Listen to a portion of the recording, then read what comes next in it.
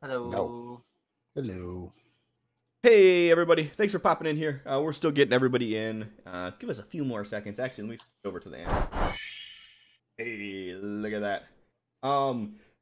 Thank you to Mr. Green, Y-Cub, for the hosts. I appreciate you both. And Cog Whistle, thank you for the follow. Needs to update my stuff now. Boop. I forget which Barakai do I have. Oh, it's the red one. Red. Yeah. Don't judge me, John. I hear you back there. Hoping somebody forgot. Did you say chromatic? Too soon, John. Just red. Just red. Let me go ahead and put the ugly board window.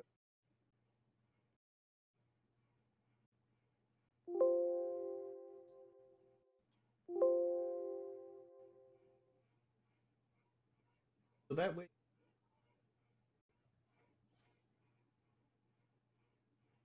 Discord. Add new window.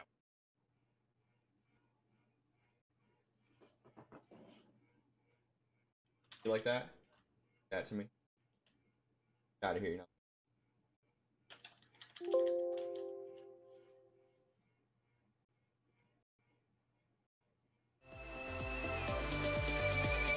John just had to use it. Yep. Could have waited till I got Discord running. Then they'd been able to see you doing it too. Dancing to it. The jit you're doing right now. Go, John. Go, John. No one even knows if I'm lying or not. It's the best part. There's Discord. So the important question. Did Siri get a new shirt yet? No. Good.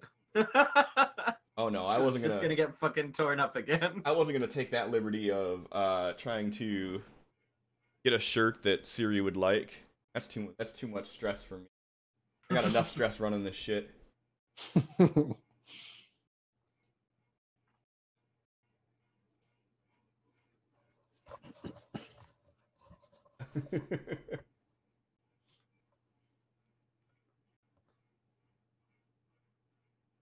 All right, so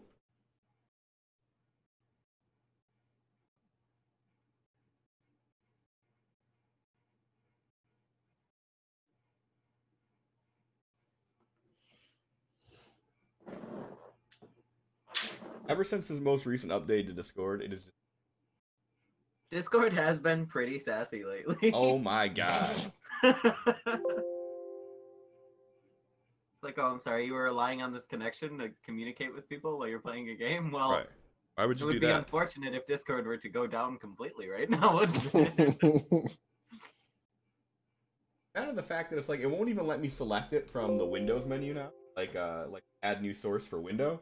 What, really? Yeah, it's just like, nah. Does it work on Nah. game capture? So, I know that sounds odd, but... It didn't a second ago, no. If it... On this... Match title? Not doing anything. What are you doing? Am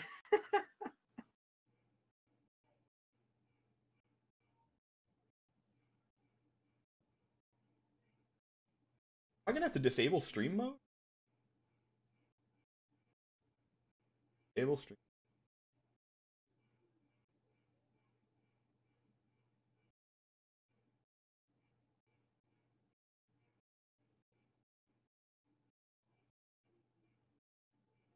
Wanna work?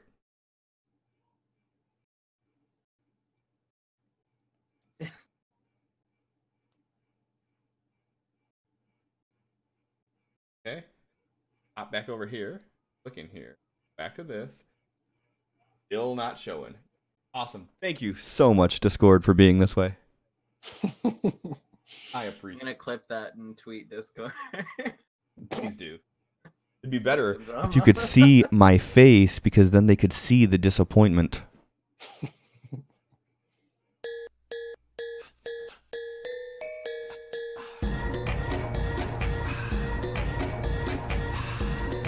I guess This is as good a time as any to plug myself and say, if you subscribe, you can choose a sound clip to play anytime that you talk in chat. He's lying. As you've seen twice now. Seriously choose Tokyo. Yes. We did.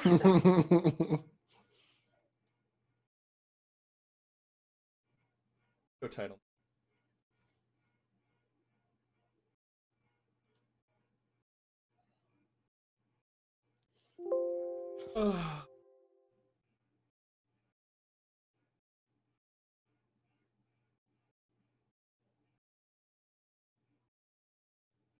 Okay, well, bear with me a few seconds here while I try troubleshooting this. Thanks, everybody, for popping in, though. I really do appreciate it. We're still waiting on... Is Drew coming? Or is this it? I don't even know anymore. He never commented, so we don't really know. Well, I missed a lot of what went on in the conversation. Is Melissa out tonight? Yes. Yep. Melissa is out indefinitely asterisked until she gets her new computer. Oh no.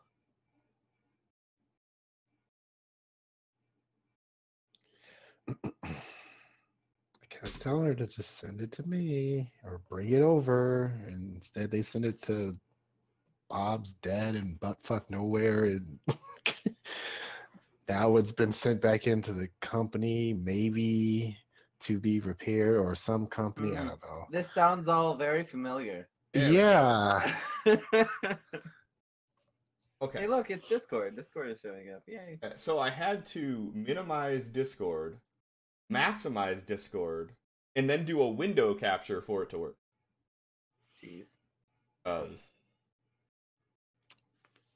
But hey, at least we got it working. Hi, guys. Now.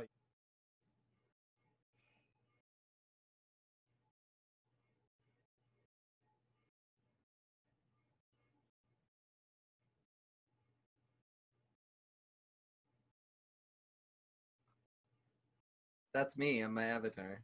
That's me. That's Look what different. I look like.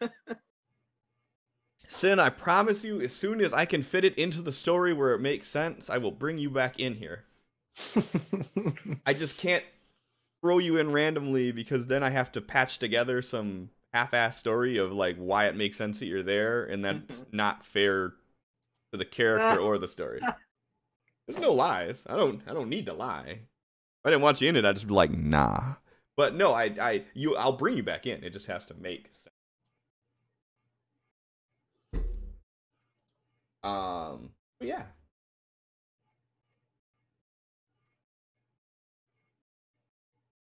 U3. I don't even know what that means. I don't know what that means either.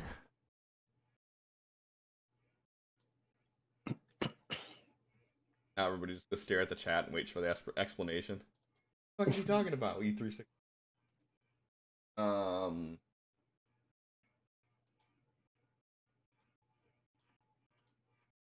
So, as you guys can see, I changed the layout very slightly. I have the daily goals listed on here now.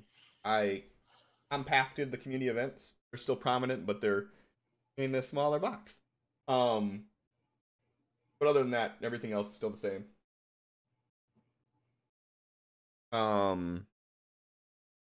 My birthday is on Sunday, so I'll be doing a split stream on Sunday, from like 11 a.m. to like 3 p.m. And then I'll pop back on later in the evening from 8 to midnight and do like a normal style.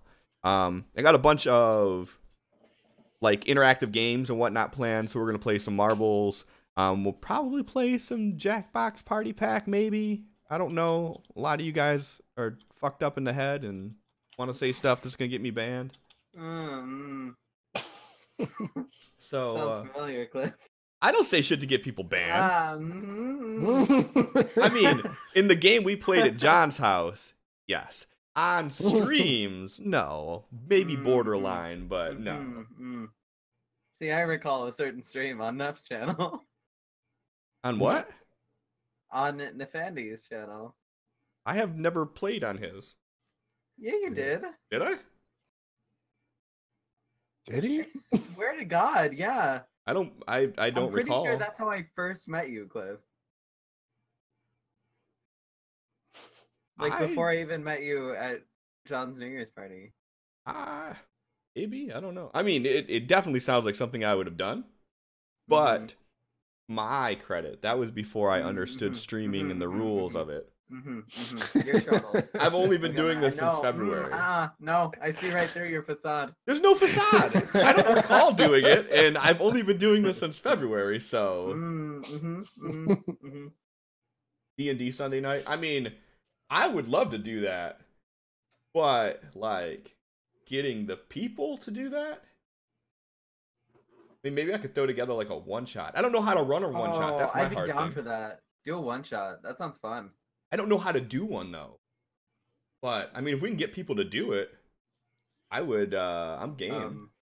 Have a rough beginning and a rough end.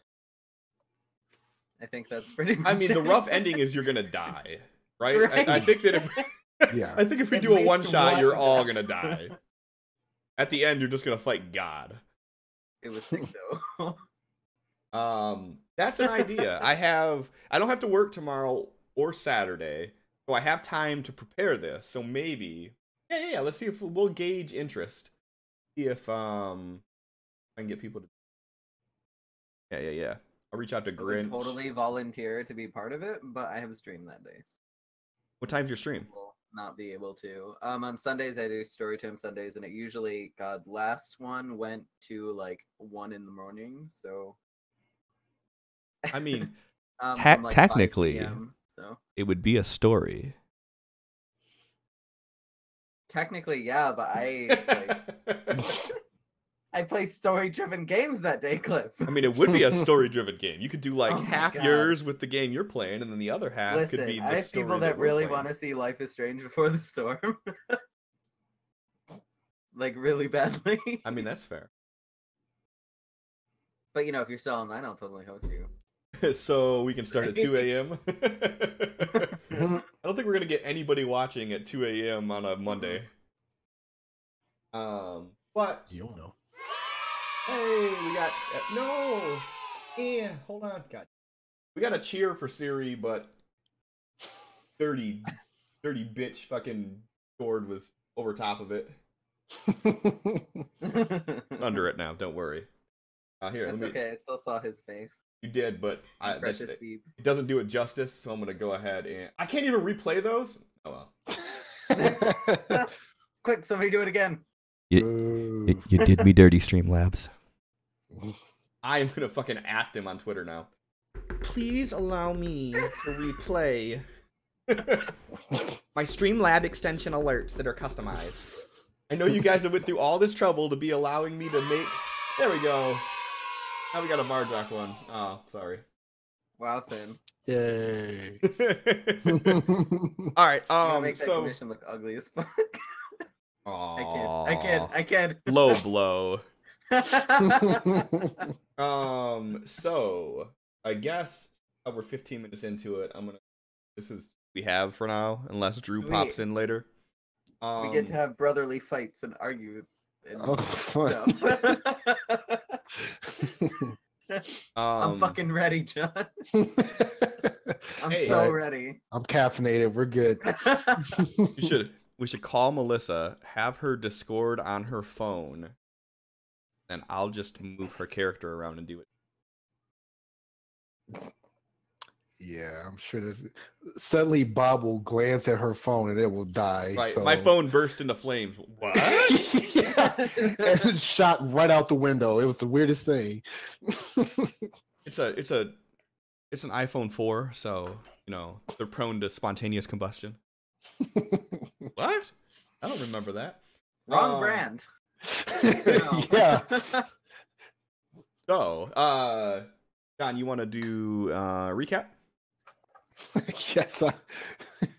Yes, I have no choice I here. mean, 'cause I I can can do- watch the VOD, so it's all you, bro. I can do recap Go if right you want, ahead. but then nobody gets PP. So, let's see here. Let's see. Where do we start off? I know we made it down into the sewers. From Vakta's house, made it down into the sewers. Went to our usual little resting place in the sewers since Vardrak knew roughly how to get back there. They've had to hide out there enough times at this point. And after trying to get a little bit of sleep, he was woken up by the sound of Chancier fighting someone. So he gets up and he runs over, and Chancier is fighting one of the goblins that Vardrak had sent to live in the sewers. So he comes between them and asks the goblin, like, where's everyone else? And he said, the others are like right down this way, and so is the old man that you sent here. So he gets everybody up, and only Vakta and Balavar came with, I believe. Yeah, Siri was like, no. No. It's like, I'm not going to help you find these fucking goblin goblins. shit. Yeah, no. No, I don't care, thanks. Yeah. So they went to the spot which was not too far away, but it was like at the end of this like pool of like very dirty water, we'll say. Great water. Yeah. So do we float too? I mean, Or... so got a little bit right. Vardrak went around the pool to find that Karakis was just kind of standing there. And by the time he realized what was going on, it was a little too late because Karakis was kind of gliding over to his direction, but not really walking. And what he couldn't see was that it was one of those clear gelatinous cubes that we didn't take care of last time we were in the sewer. Yes. So Vardrak started getting sucked in. Balavar just immediately went to work, just chopping at this thing. Vakta was shooting her bow and everything, or her crossbow, only to find that two more gelatinous cubes were coming up behind her, and each one contained at least one of the other goblins. They weren't like all dissolved and everything. They were preserved and basically were being used as bait. So they were going at it for a while. Vakta ended up like falling into the gray water, and it was disgusting. And, like, so good. It was pretty hilarious because she was freaking the fuck out. Vardrak started drowning, and right before he actually started dying, they did enough damage to the one that he was trapped in, split it open, he was able to get air. And instead of, retreating away from the other two cubes and, going back to get others, whatever, he had that look in his eyes, that demonic look. His eyes went black. He's like, yeah, we're finishing this. And of course, Vakta was like, God damn it. Because she knows there's no point in talking him out of it at that point. Balavar was all for this. And during the course of the fight and fighting these other cubes, some of their pieces, I guess, splashed behind Balavar and landed on his back. And all of a sudden, some bat wings come sprouting out of his back. Oh. Yeah. Oh. Yeah. As happens when you're fighting gelatinous cubes in a sewer. Yes. Radioactive, I guess. Allergies, maybe? Allergy. Yeah. So they kept fighting and eventually destroyed the last two cubes. And then the best fucking thing ever. So Vardrak is trying to dig through this sludgy, nasty ass gray water, trying to find the corpses that fell out of the gelatinous cubes. And he says, Balvar, I need your help to find the other two goblins. So Balavar rolls to use these new wings that he has. And he did some of the most epic rolling we've seen in the game so far. I think it was like 4 20s in a row. What the fuck? I think it was at least 3. And then the fourth one was like a 19 or some shit. What? It wasn't like consistent. It was like he rolled like 20, and then he rolled like a 6 or something like that to do one maneuver. And then he said he wanted to do another maneuver, and he rolled another 20. Yep. So he like flew up, did this like majestic spin move, stop, pose, flapped his wings out, and then did like this spiraling dive down and grabbed one of the goblins out and flew back up. And Vardrak was rather impressed, and Balavar, of course, is like, yes, I've had these for years. You just didn't know this about me. Oh my god. As Balavar does. Yeah, he does. Accurate. So they managed to grab 2 out of the 3 goblins and Caracas, carry them back to meet with the others, by which Vardrak tried to get Reyna to see if she could revive them, and unfortunately they had been dead too long, and she was unable to bring them back.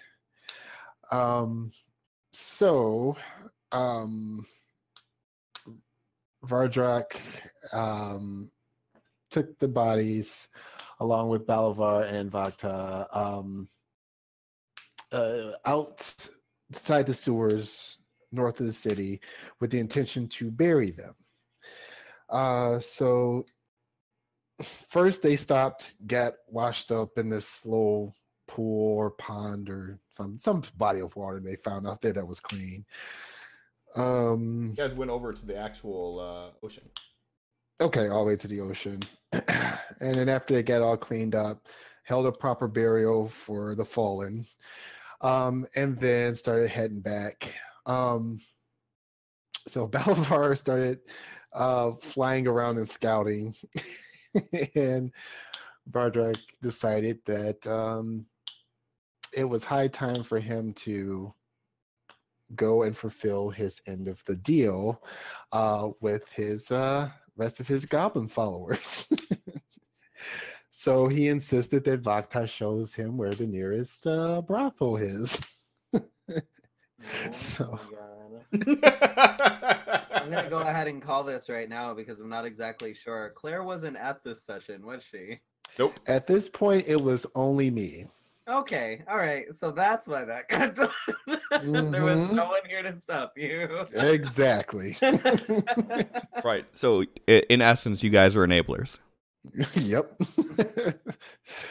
So, and in the process of going to the ocean, they did run across some citizens of Durian who were basically taking apart the little shanty houses that surrounds Durian, and we're kind of just bringing them over to a pile and burning them.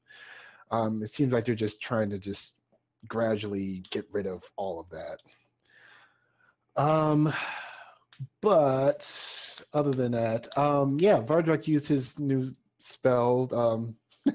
He tried it on for the second time to alter himself. It went a little better than last time. Fine, better. He maintained his height and his bulk, but he looked like a high or wood elf that never really gets that big. Oh. He looked like a wood elf, a 7-foot tall wood elf. Oh.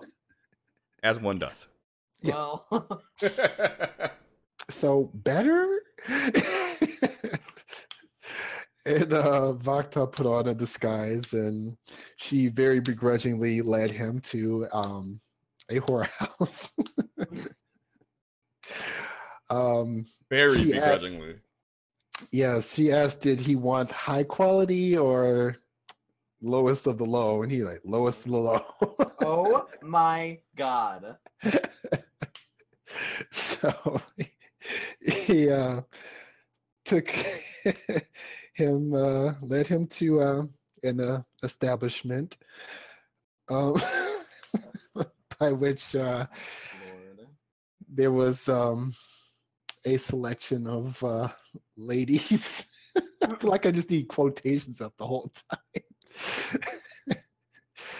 time. And he negotiated a deal with their pimp that he wanted to just outright buy them from Oh, him. okay. Yeah, this is definitely how you win back your wife. Yes.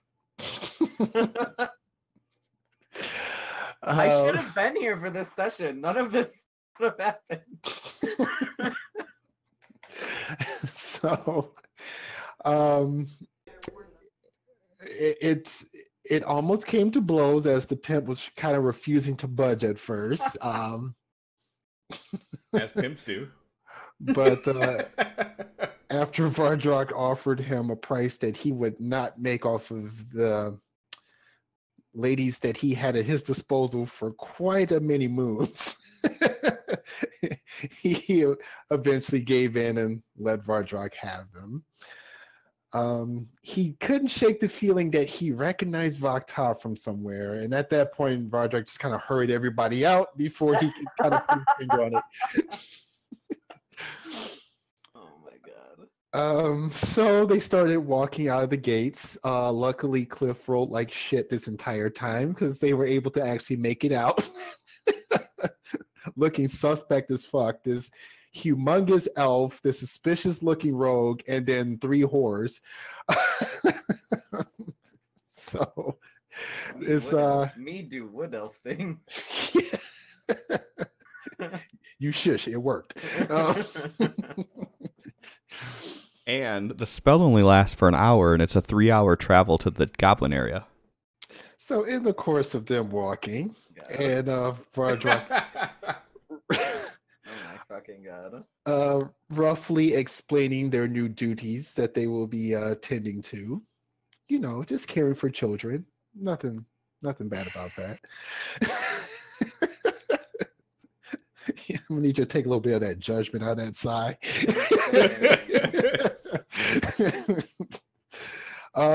He's talking to them and doesn't realize that his spell has worn off. And he turns around talking to them, and they're like, "What the fuck?"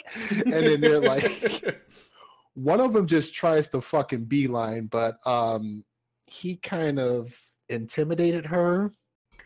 I like to say persuade her not to run. Strongly persuaded. Yeah. I'm the bad guy, though. Yeah. Mm-hmm. And then he convinced them it's within their, it'd probably be in their best judgment for their health not to try to run. He really put the charm on. Their best judgment. Yes. He basically did what Siri does, you know. Okay. Yeah. I see. There's worse things than I'm picking up babysitting what you're goblins. putting down. Just had his own Vardrock spin to it, you know, but basically the same. My god. So he makes it. They make it to the cave, and he blows his horn, and what is his name? I want to say Eeps. That's not right. What is the little fucker's name? So lovingly called him. It's Zill. No, Dear Zill was the little one, shit. the sole survivor from the sewers. Right. Oh, that's not who you're talking about? No, You I'm only talking. have one left. The other 3 get eaten by gelatinous cubes. Okay. Oh my god. You know, it's more followers than series. So, meh. Is it? Just jealous. Is it that's all. really? Yeah, whatever. Anyways, And the other one's name is Urks. Irks, there we go. So he shows up and he's excited that, you know, He brought the women's. And he's like, well, he basically asked about the other 4 goblins that were supposed to go with him to Durian. And Vardrock is, explaining, the 3 of them died. One was supposed to make it back by now, but he must have lost his way. But he avenged their death. And Erx is like, whatever. Right this way. And then he leads them into the cave. So the ladies were not too thrilled that they would have to be carrying. Did you just air quotes ladies? Yes. I mean, they're ladies. The clientele. So he's just heavy air quoting everything now because he's not entirely sure. There are some ambiguous areas. Oh no. Some things are gray. Like, you are ladies, right? If you want me to be. I'm like, oh, okay. For $20, I'll be whatever you want. Yes. Like, oh. It reminds me of that Ditto comic. Yep. I know exactly the one. Funny That's stories. poor Evie. Funny story. Shannon bought Dante a Ditto. Oh, He loves it to God. death. He accidentally left it at his grandparents yesterday, so she, of course, had to drive all the way back out to get Ditto today. Oh, God. But anyways, Important. so Vardrock gave them a little advance, gave them 10 gold apiece, which they would make 10 silver like per day on their best fucking day. So they were No. 30 silver a month. They make 3 silver a day. Yes. Okay, that's what it was. So yeah, he gave them more money than they probably have seen in a long time to stay put and, do their job as agreed to. I think it was 9 gold total. You gave them 3 gold each. Mm-hmm. Meanwhile, Vakta's bitching the whole time. By which Vardrock convinced Erx to go show her the statue that the goblins have built in their honor. I can just feel the scowl on Siri's face right now. Like I wasn't even there and I can just feel it. So, needless to say, Vakta was not as impressed as Vardrock about the statue. I don't know why. It was such a good statue, too. I know. They put so much hard work into it. What was it made out of? Oh. Her hair was made out of the intestines of goat or cow, I think. Oh. Yep, I'm just going to go ahead and say that I didn't see that. Or smell that. I don't remember what you're talking about at all, in fact. Yeah, I think you were there, weren't you? No, I don't recall that, Cliff. No, he refused to walk into that room. That doesn't sound like Siri. No, not at all. So, yeah, after he had that agreement, and he convinced Erx to keep an eye on them so they don't run, but try to keep them as comfortable as possible. Because if they're healthy and happy, they can take care of the goblin babies better, was the way he put it. Yeah, so we got the chains. Yeah. Oh my God. It's fine. It's fine. Leave Vardrock alone. He handles things, okay? There's nothing to worry about. Heavy air quotes. Handles. So, at that point, they left the cave and started heading back to Durian. And that is where we ended. Pretty sure you mispronounced makes things worse. Makes things great.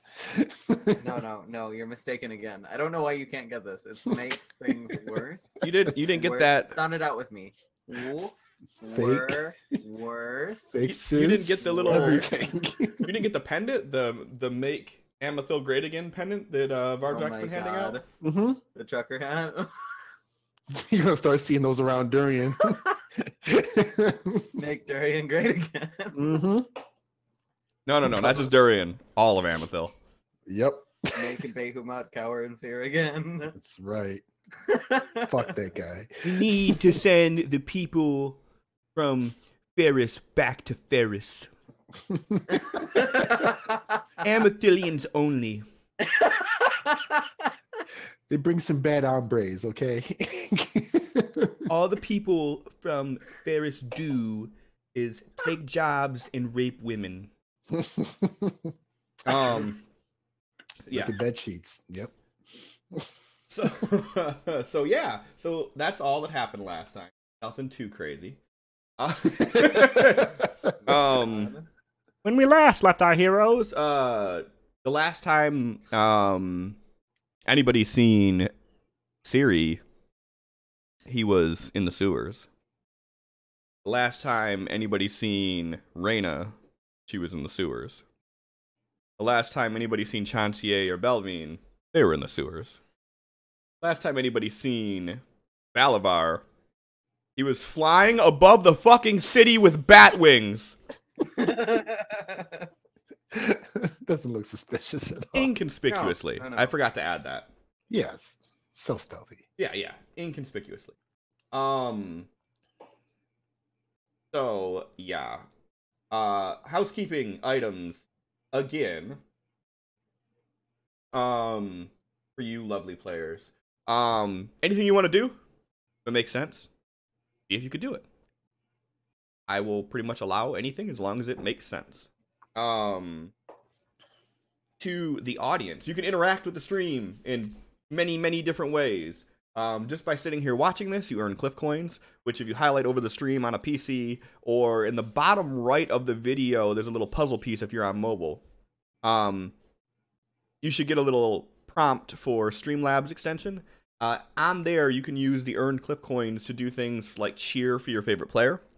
There's also a table that you can roll on, which has 20 really fun things to screw with the players. Most of them are a dichotomy, whereas it could be a good thing or it could be a bad thing, and only the dice know.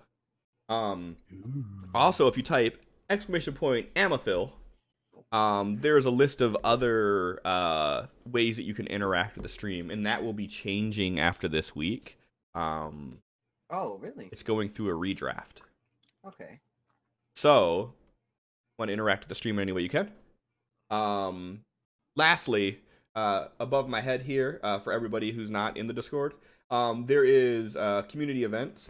Just by new followers or people retweeting the status that I posted today, you will be able to find out where this. Hey, there it is. I had it turned off. Just by retweeting the link, it will trigger a community event, whereas you guys will be able to choose what happens next. So do that if you have the Twitters. ! Retweets will show you the link. Was he naked still? I don't know. When? Because remember, Balavar got naked when he was cleaning off. Did he ever get dressed? I mean, it's Balavar. Getting dressed is literally just putting on a it's loincloth. one way to dry off, I guess. Well, that specifically, he said he was flying around naked to dry off. I just don't know. I'm gonna assume that he got dressed, but I also like to assume that his one piece is like Fred Flintstones. So with him flying above, you could just see right up it. Just everything. Anyone from the view. And then they could see 3 bat wings. Oh. God. Okay. So yeah, so Vakta and Vardrak, you guys make it back to Durian as the sun is starting to come up. You guys are coming in from the this real quick. Boop. Okay. You guys are coming in from the northeast entrance. And as you're approaching, you can see that there are people moving around and dismantling the bangles from this side too. Okay.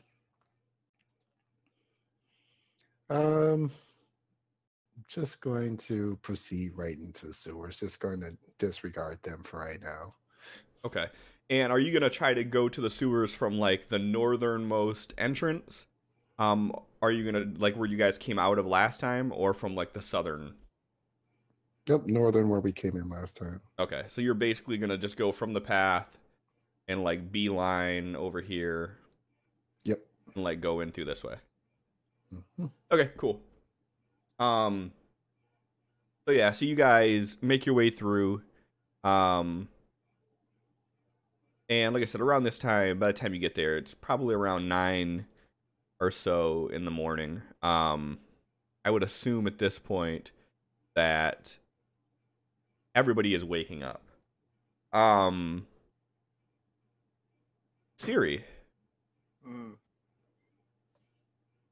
you have been in a sewer I'm displeased. Yeah. for like a full day. Yeah. No, it's not great. Bardrock, Balavar, and Vakta left. And I don't think that you guys even, I don't think that Vardrock even said anything about going to the goblins. You guys were going to get cleaned up and then you just ghosted. Yep. So I've been stuck here with Reyna. Yep. That's what you're telling me. Reyna and a dragon. You, Reyna, Chancier, Okay. Belvine, and Burakai Mm. have been here. So you've been trapped. Well, not necessarily trapped, but you've been in the sewers Privileged. for a day. How does Siri feel right now? Not pleased.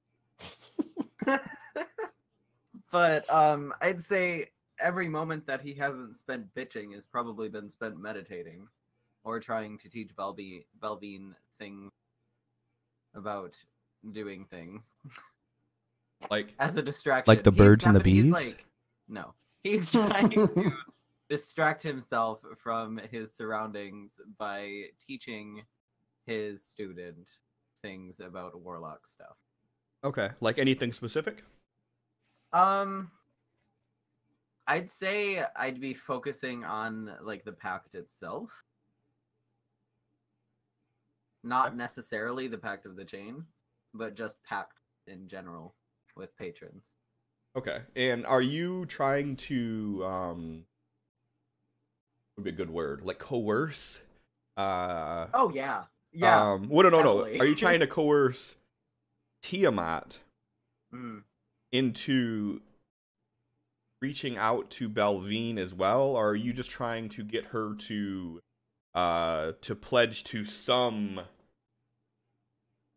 deity or some? No, not just any patron. I'd say definitely Tiamat. So like time that isn't spent meditating, which by the way, meditating would be like trying to reach out to Tiamat and like be like, hey, one of your children has decided to also become an extension of your hand, or and then when he's not meditating like that, he's probably either A, bitching, or B, teaching or trying to prepare Belvine for that pact. Okay. If it were to come to fruition. Okay, perfect.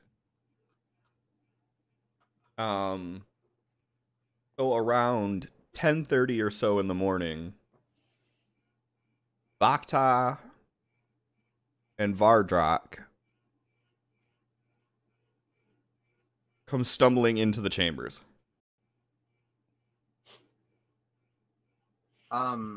Is it easy to see them? Oh yeah, they're not Okay. being sneaky. Okay. If anything, So they're probably don't having an come at me, argument. that would be, like startling. Okay, so I know they're coming. Yeah. All right. Well, took you an awful long time to get cleaned up, brother. Is the wedding back on?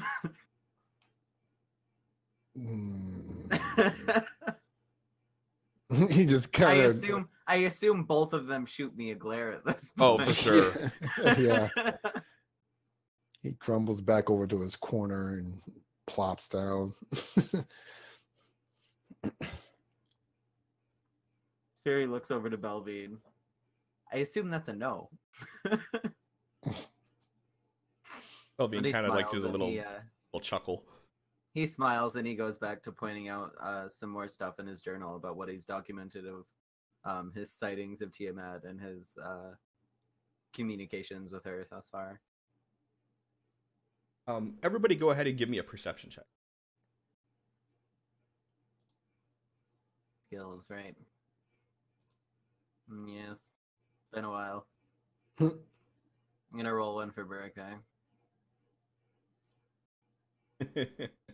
And rolled a 20-sided die and it landed on a 1. You don't understand anything that's going on. So as you're writing in your journal and everything, you hear the sound that is reminiscent of large wings flapping. Do I know about Yes. Balavar's wings? Yep. Okay. Yeah. Right. Siri was like, what is that smell?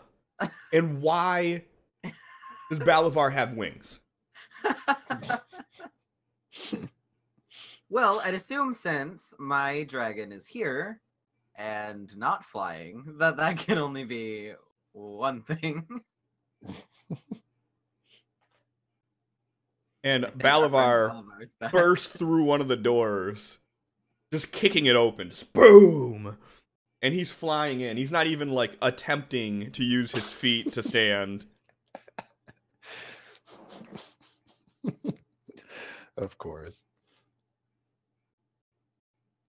How come you guys don't have wings? These wings are amazing.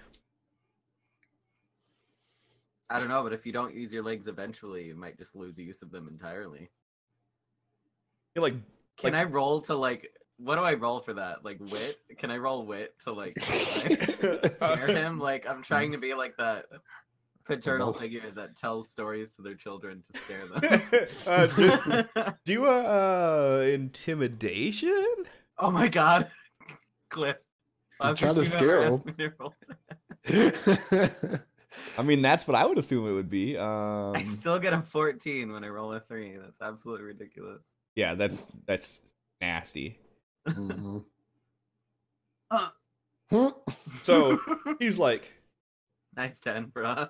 He's like, no, I won't. And he starts bicycle kicking at you, like not trying to hit you, just kicking his feet. See, they still work perfect. Siri raises an eyebrow and kind of smirks. I've been flying around all night long. Keep doing those bicycle kicks and you'll be fine, friend. Vardrak is laying on his bedroll. He's like his eyes closed and his like arms crossed in front of him. He goes, brother, we need to come up with a new course of action. Oh? Yes, we have to do something about this whole Justice Maker situation. And now that I'm sure the word is spreading that the queen has been slain, we're going to have to act fast. I agree. After all, I'd rather not stay down here much longer. So do you have any plans? Any ideas? I do have a plan, but you wouldn't like it. Try me. I'm a desperate man surrounded by stench and bat wings. He sits up and he says, I say we start the revolution. Siri, his face kind of perks up before he catches himself and kind of locks his expression back into that stern gaze because he doesn't want Vardrak to think that he's had a good idea. The pride. And he He looks over to Belvian and he raises an eyebrow. And he Perception kind of to see if I caught that. Oh, shit. Roll a stealth. Yeah. Ha! Okay. Well, and Siri, he like continues looking around the room, kind of gauging responses. And as you look at Balavar, you see that he is trying to stand on the ceiling like a bat, and he immediately falls onto his ass. Siri rolls his eyes and he looks back over to Vardrock. Actually, I think you might be onto something, brother. So where do we start? Well, we've sown the seeds of doubt into the people's ears. We've been, planting these seeds, and I think maybe now, between whispers and rumors, word has got around enough to where maybe we can sway them as a whole. Now, being that the throne is vacant, they're going to be desperate for someone to lead them. So we propose that new leadership be us. I think that we should start by asking those people that look just like us. So, and no, that's what Balavar actually says. People that look just like us. Yes, there's pictures of them all over the city. The wanted posters, yes. Yes, I don't know where we can find people that look like them. They are definitely looking for them. Oh, my slow-witted friend. They are pictures of us. I don't know why you want to call Vardrock names like that. His head falls into his hand. And as he looks back up, his hand pulls over his face in frustration. And as you're looking at him, he's covering his face with the Batwing.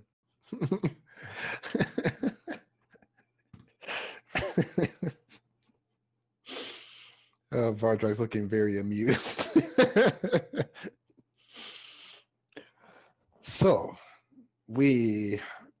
as far as the Justice Maker resistance we'll receive, again, I know you're not going to like this, but I think that we should use an unlikely ally to our advantage. We have Balavar with his new flight speed go out and speak to the giants, who have been ready and waiting to chomp down on some Justice Makers anyway. So we get them to keep them at bay while we address the crowd. They're slow creatures, but their might is worth our time, I think. Mm-hmm. And the only reason why that they were stopped before was because Behemoth in his false skin was there to use his magic against them. Mm-hmm. He's not here anymore. Not that we know of. I have a sneaking suspicion that he may be lingering. Could be. But I'm sure that he has more pressing matters to tend to. He just had to make sure that he had someone here in place to do the work that needed to be done. In that case, that would be Bedkey. You guys just hear the sound of snoring. As you look over, you see wings just completely covering over Balavar. Okay. Well, we should have Balavar, and he says it as loud as possible, and turns his head towards him, and he almost moves to cup his mouth so he seems even louder. You just see the wings like go.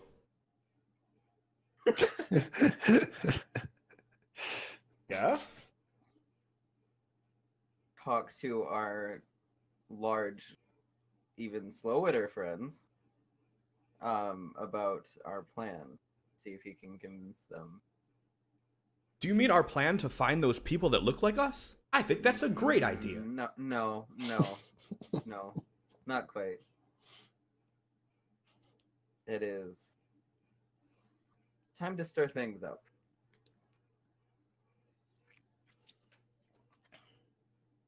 With some, I don't know, physical violence? Violence if it comes to it. I'm sure that the sight of these giants would be intimidating enough to potentially keep the justice makers at bay, but if they decide that their faith is going to protect them, then they're free to attack and they can get eaten. Violence if it comes to it. A whole fucking gang of hill giants coming in there. Yeah, I'm sure it'll be completely peaceful. Yeah. Perfectly peaceful. Brother, peaceful protest. You can't mean to assume that we aren't going to be met with pushback. Oh, I'm not assuming anything. I know we will, it will most definitely come to an altercation. Oh, it most certainly will. Anything we do in this city comes to physical altercation. Which is why we have to strike now. We've run out of places to hide. And the moment that they discover where we hide out here, then we have nowhere else to really hide out within the city. Just as well. I can't say I'm a fan of this place. Right. He kind of sneers as he looks around. Now, it was my hope that maybe we could use this revolution to get the royal guard to side with us. But being now that we've had to kill a number of them, I don't think that's going to be an option any longer either. Now, why would the royal guard side with us? The only thing that I could think of is if we made an enemy out of their ally. If we were to somehow convince them that they weren't with their best interest in mind. Well, without us ever having a chance to get that audience with the queen like I would have hoped, that possibility may be gone. Okay, well, then we have to prepare to make an enemy of both of them if need be. Well, in which case our mission gets much more difficult. Well, if the wanted posters are up for all of us now, then that means that we've already made an enemy out of them. That's true. And killing a bunch of their numbers trying to free our companions was definitely do the trick. Their source of their animosity for us and our compatriots comes from the justice makers, not from our actions here. Though they would morally have issue with some of the things we've done in this city, I think the root of their animosity comes not from our actions, but from Behemoth and his followers. Correct. Almost as a suggestion and less of an issue that they had themselves. It wasn't until this excursion that they made themselves known against us, particularly. So I think that maybe they could still be swayed, but we have to be prepared for that possibility to fall through. I would certainly like to try to not make enemies, or at least make amends with the Royal Guard. The Justice Makers I care not for. If every one of them gets killed, that would be great for me. But I agree. If we have the luxury to pick our battles, I feel that that is not one we should take. Absolutely. Now, speaking of making amends, there's one more other matter I've been waiting to speak to you about. Oddly enough, when you say that, this seems to be the thing that he doesn't want to talk about. Not the making friends with the royal guard, not the revolution. This, because this sounds personal. You almost catch an eye roll. Almost. Well, brother, eventually the mages are going to find out what happened up north. I did what I had to do. I'm not disagreeing, but you know they're going to find out. And if they do, their qualm is with me, not with all of you. And I'll do what I have to do again. Yes, but adding another enemy against us, another powerful enemy against us at a time like this, if they were to find out, or if they already know now, that would make things insanely more difficult. Now, when you suggest to make amends, making amends for what? Killing their friends, their potential family, their loved ones doesn't seem like something that one could make amends for so easily or in such a short time. We probably have to say. I don't say please, God, thank you. I see snap and facepalm, okay? That's where we're at. Well, I do not know how people make amends for things like that. I just know that that would be something that could pose as a problem. Well, seeing as what I did would, in most places, warrant death, I am doubtful that I could make amends for such a thing. So let's say we are successful and the throne is taken. What do we do about the mages? I can't say that I have a plan for that. Just something to think about, because if they bring it to our attention before we have a chance to bring it to them, it's probably not going to be on our terms and probably not going to be at the best timing. Oh, mages are weak. You ever seen one try to pick up a boulder? Can't even do it. Why would they have a problem with the ruler of the city when the ruler of the city, prospectively, is not the one that committed that deed? In fact, I don't even have to be involved in ruling the city. So, technically, their trouble would lie outside of the rule. You were merely a bystander. You had no say in what happened.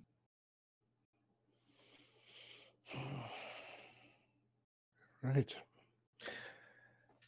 If you think this is a matter for another time, then I have nothing more to say. Well, not so much that it's a matter for another time, but if this plan goes successfully and we were to take rule of this city, all I'm saying is that if I weren't to take any role in that, and I laid that all in your hands, as the prophecy foretells, then they should have no problem. For all they know, you tried so hard to stop me.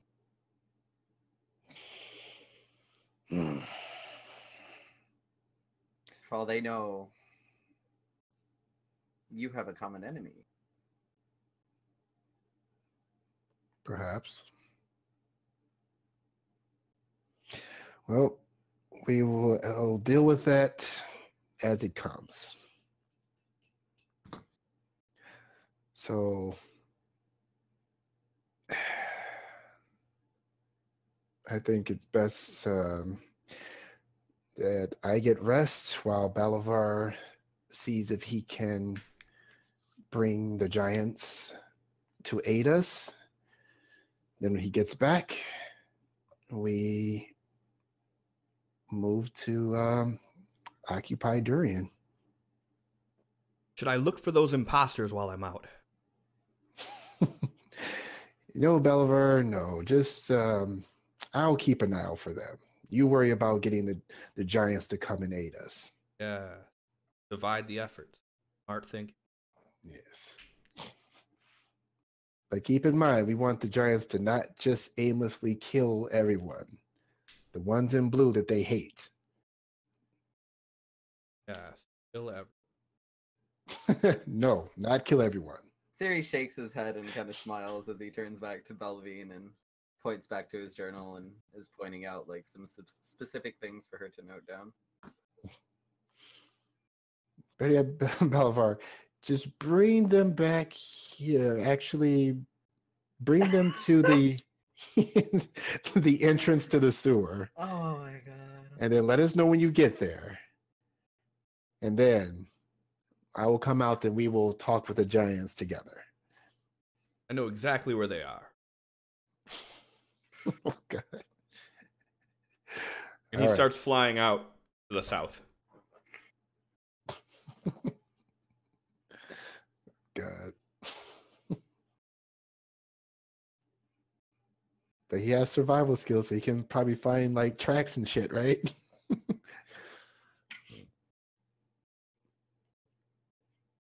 I'd say so. Damn. Fucking nat 20.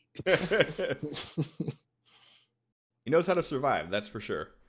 All right, so Balavar flies away, and after a few seconds, the sound of flapping wings grows faint.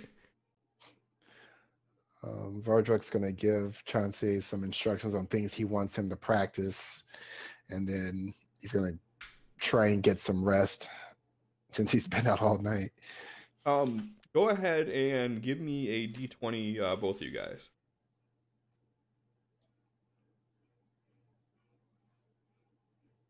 Boo. All right. So 11. So what are you going to be doing while Vardruk sleeps? Because this is now daylight. You've had your rest, probably more than you need. Dead Hand, thank you so much for the follow.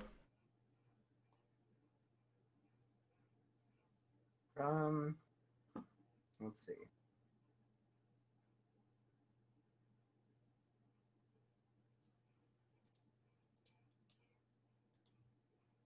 I still want to focus on the packs. I'm trying really hard to teach her that, like to get it understood.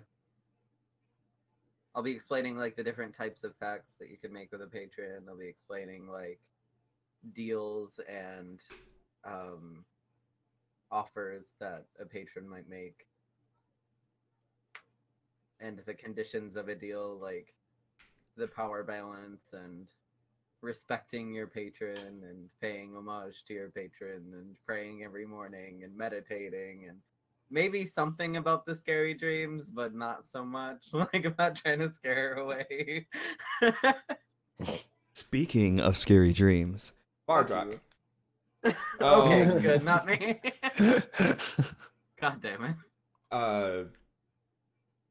As you sleep, you have this nightmare that is the most terrifying, most realistic dream you've ever had. Everything that you see is so vivid, and nothing seems, you know how there's usually indicators that it's a dream, something will be out of alignment? Mm-hmm. None of that. This seems like almost like you're looking into the future, and it is horrific. What is it you see? Something that just personally scares him? Yes. He's standing in front of... Is this a GM way of putting in some plot that's going to fuck me over later? Could be. Or it could be just interesting character development. But probably that first thing.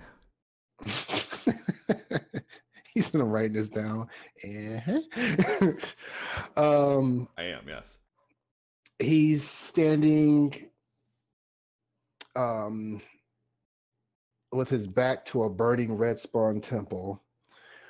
He has Vakta in his arms, dead. All of his family is at his feet, dead. He's looking over like just like red sky. It looks like basically Armageddon. He's standing there and he's like watching as the image of Bahamut that he has in his mind as what he would actually look like is like putting like the final blow into killing Tiamat.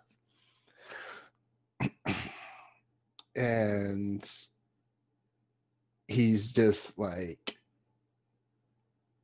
looking around at all the devastation, and he just is like yelling in frustration and fear and anger, just every bad emotion. He's just yelling out as he just catches on fire himself. And at that moment, you wake up still yelling. And I would imagine that he probably unintentionally sets his bedroll on fire underneath him. Yeah, definitely. I could see that. Yeah.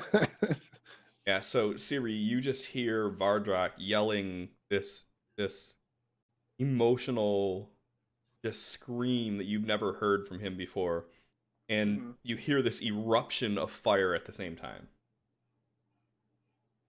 Okay, so Siri stands up quicker than he's probably ever stood up in front of Vardrak.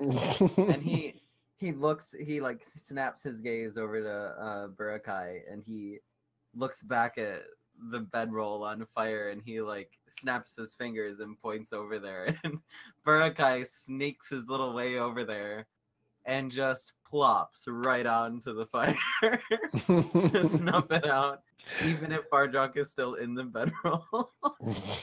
He just boom, like right on top of him, snuffs the fire out. And then Siri surprisingly comes over and puts a hand on Vardrak's shoulder after shooing Burakai away. And as you look at Vardrak, you could see like what looks like the remnants of like tears that ran down his face. All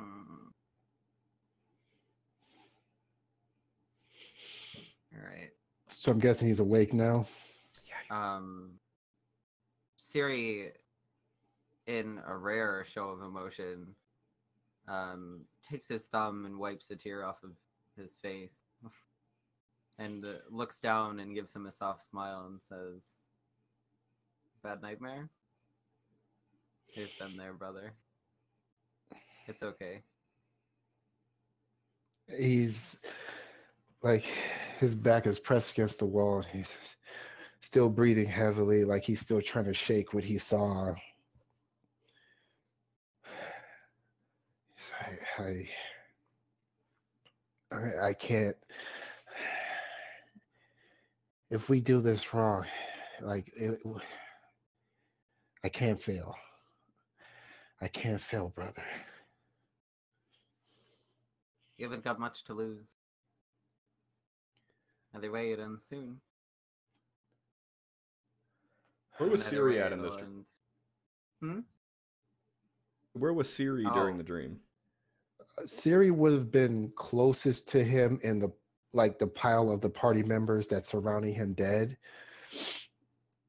And he's just sitting there still, just like looking around like he's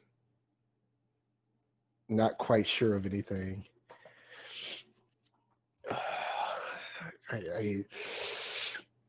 I think I have everything to lose. But I can't let that stop me. And as you're saying that, you notice at this point that everybody present is like looking at you right now with just this odd expression.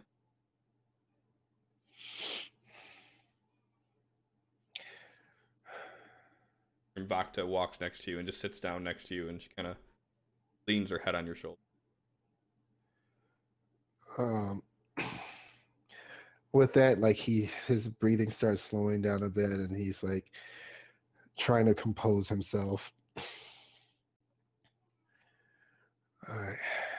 Either we win gloriously, or we fail and we lose everything.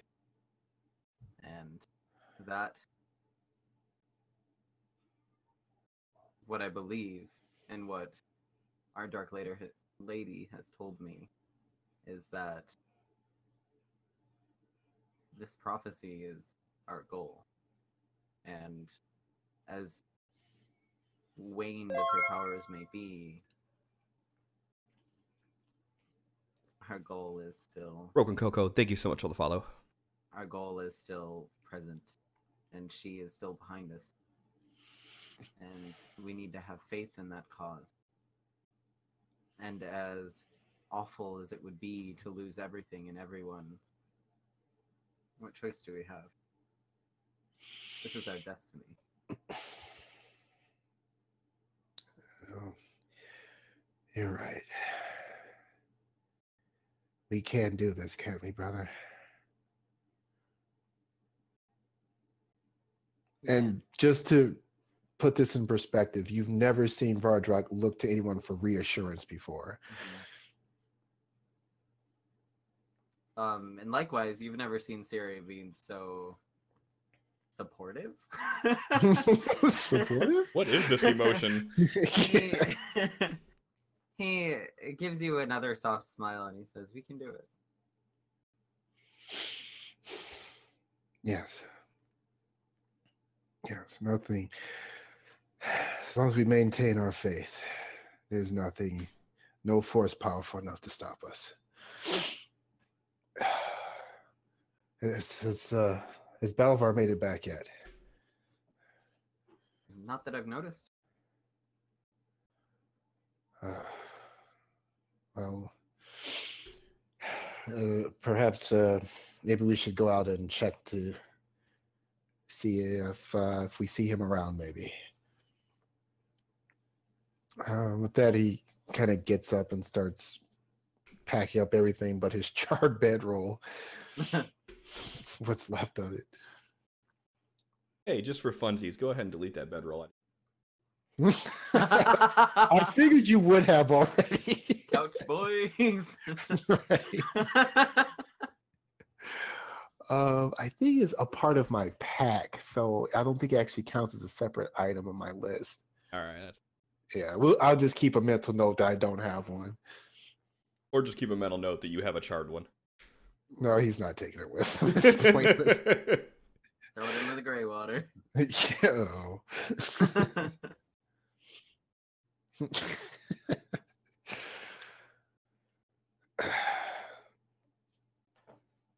And are you motioning to try to rally everyone to follow, or are you like more trying to like just like go on your own to like get some breathing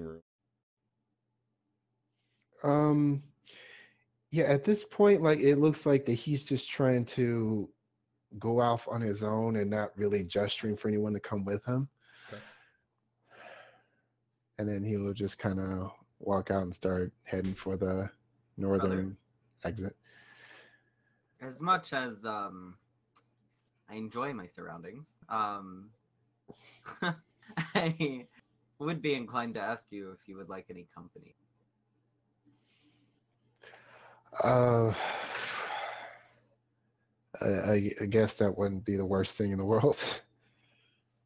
So Chancier kind of stands up. He's like, given the fact that we're all wanted criminals now, how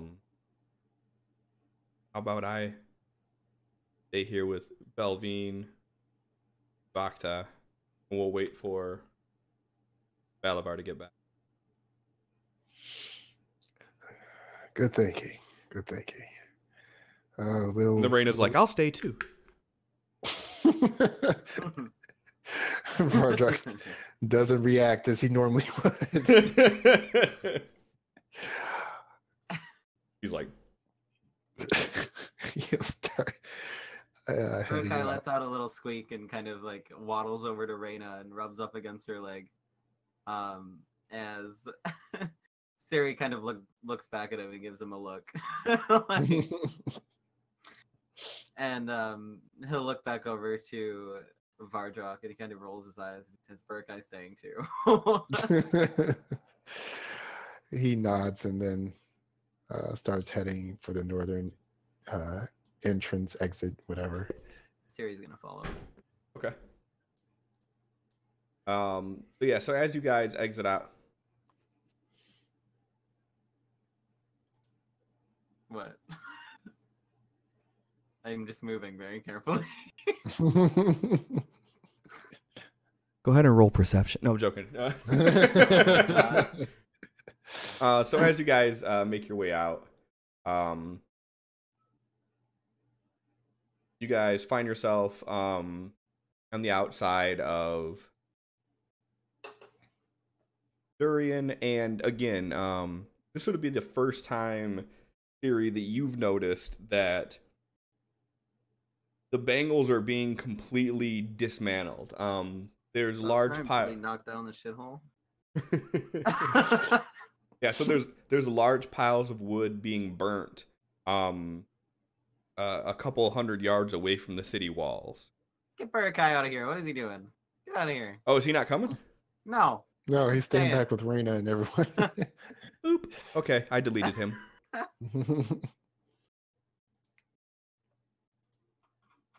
I said stay, damn it. Listen to me, fucking dragon. Just poofs into smoke. So yeah, so this is the first time you're seeing this. It's being dismantled. And like I said, a couple 100 yards away from the city walls, there's large piles of the makeshift housing just being burned. And from where you guys are standing right now, pretty much every area that you can see right now has been at least partially demolished. Most of the areas are completely free of the little shanties that were there. And all that remain are like clotheslines and makeshift fencing and whatnot that hasn't been burned yet. Can't say that this isn't an improvement. Yes, they've been. I would be thankful for the fresh air if it wasn't laden with smoke. He like glares towards one of the workers. Yeah, they've seemed to have been at this for a while.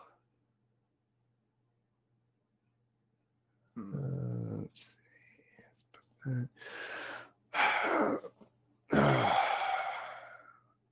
I'm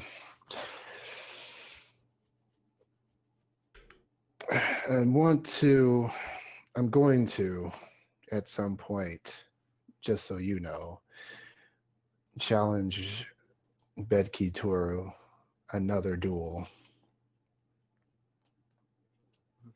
And it will be just the two of us this time. I have every faith that you will emerge victorious. Yes, ex Reyna.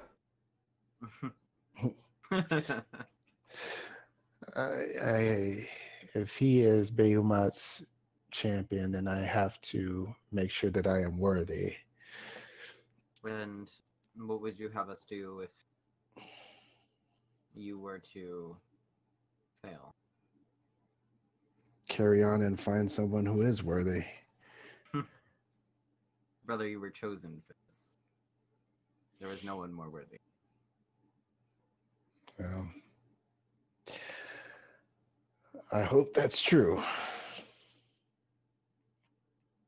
can only say that we can't entirely trust followers of Behemoth to be as noble or as trustworthy.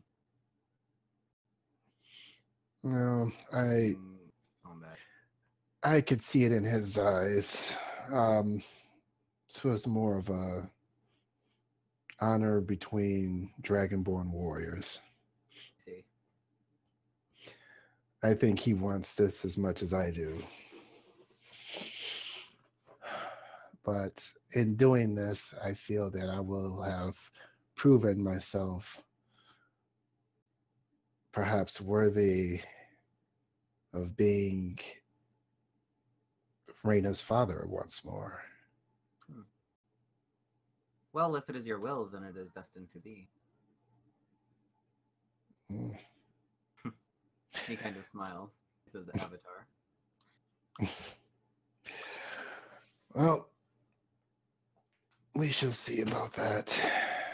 I don't know how Durian plays into the, whole prophecy thing, but I feel like this will give us a nice position of power, a foundation, someplace to call home, so that we can begin spreading the word of Tiamat out more and more, and make sure that her power remains strong here in this plane.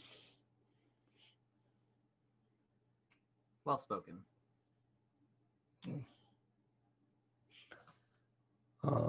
As he's talking, he's going to look around the skies and out over the horizon, see if he sees Belivar anywhere or any sign of the giants.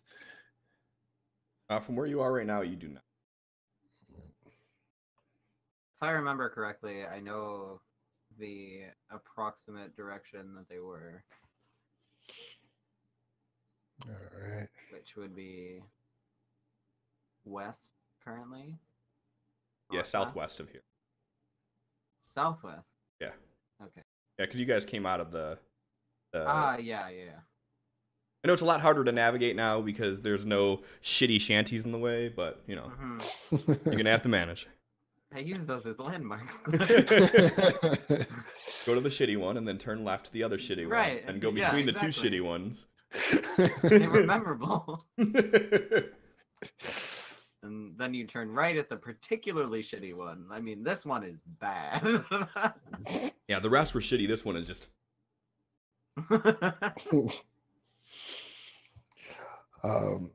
Well, we can go and look for them if you like. Or should we get the others first and go all together?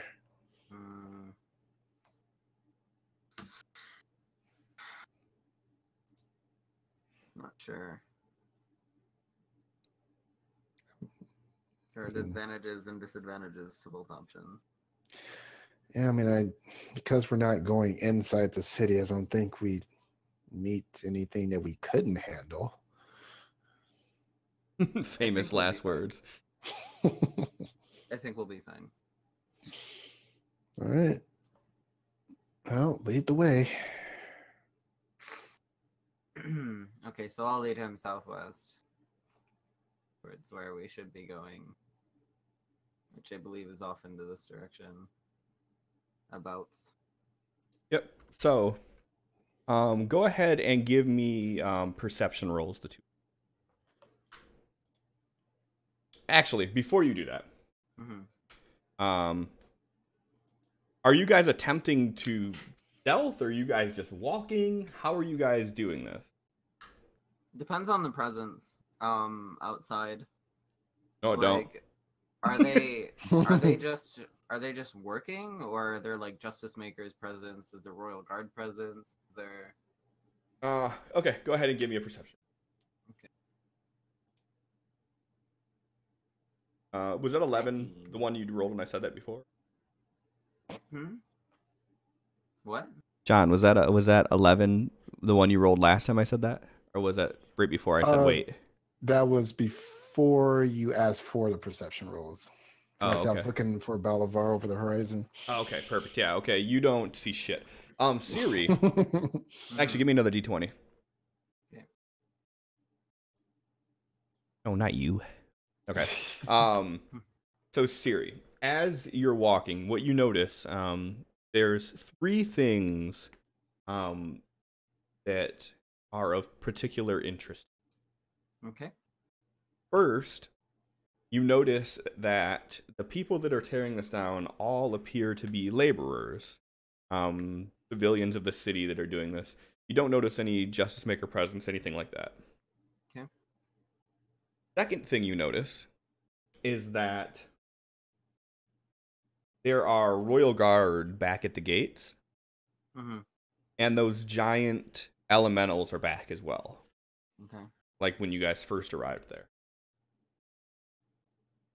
The third thing that you notice is that there appears to be people walking around, and it almost startles you at first, because there are people that are wearing these things that at first you take as being like Raven costumes. Give me an insight check, just you. Okay. Fuck you.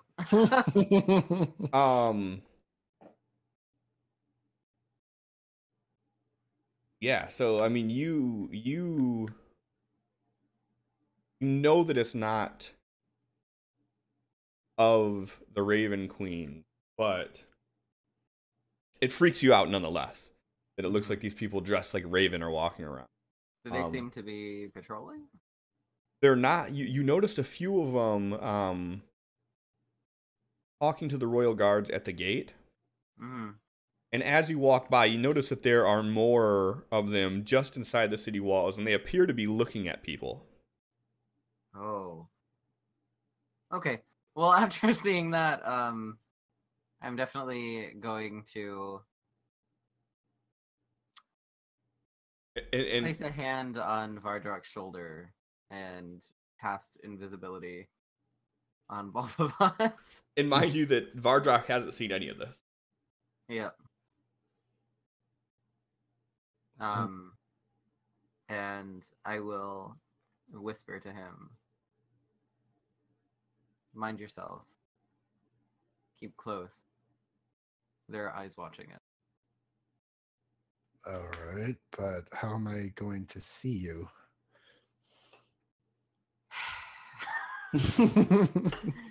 And he places a hand on his forearm and he begins to walk forward. Vardrak follows.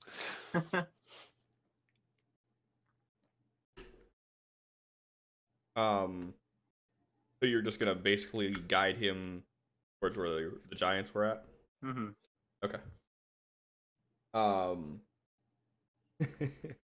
And said Vardrak's like, that's not my arm, Siri.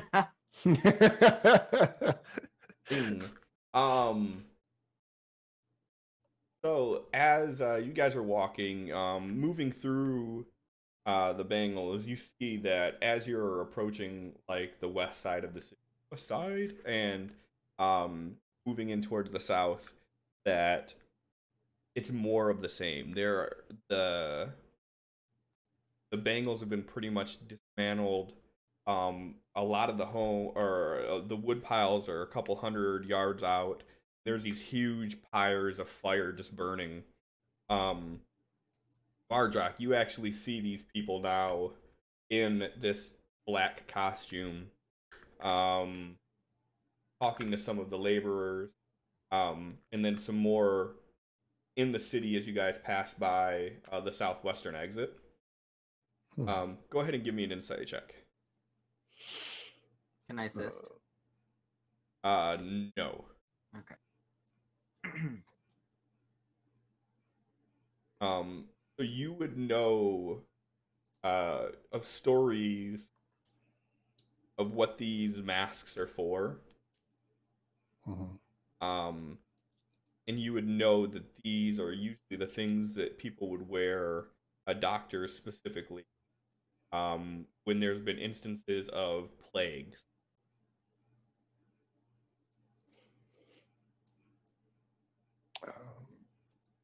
So, brother, do you see the ones in black? Yes, those are the eyes that I was referring to. Among our Royal Guard friends, the gate with the elementals. Among the stories and literature that my caretakers would sneak me while I was at the temple, they told stories of villages that were wiped out by disease and plague, and in the drawings that they showed, they would wear things exactly like that.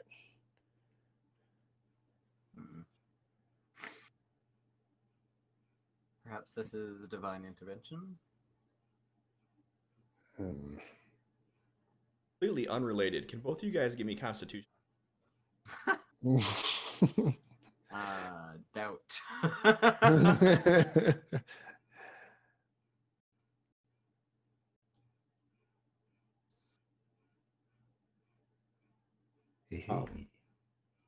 So you guys continue talking and walking, and after 45 minutes or so of walking beyond the city, the area where the Bengals went,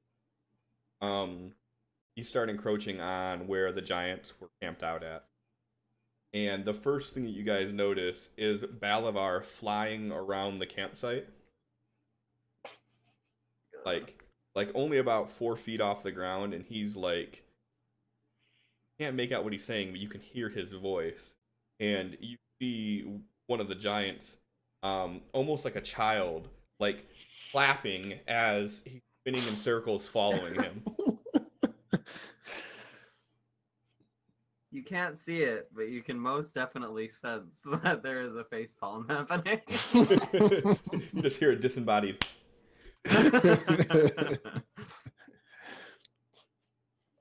What is he doing? I believe it's called playing.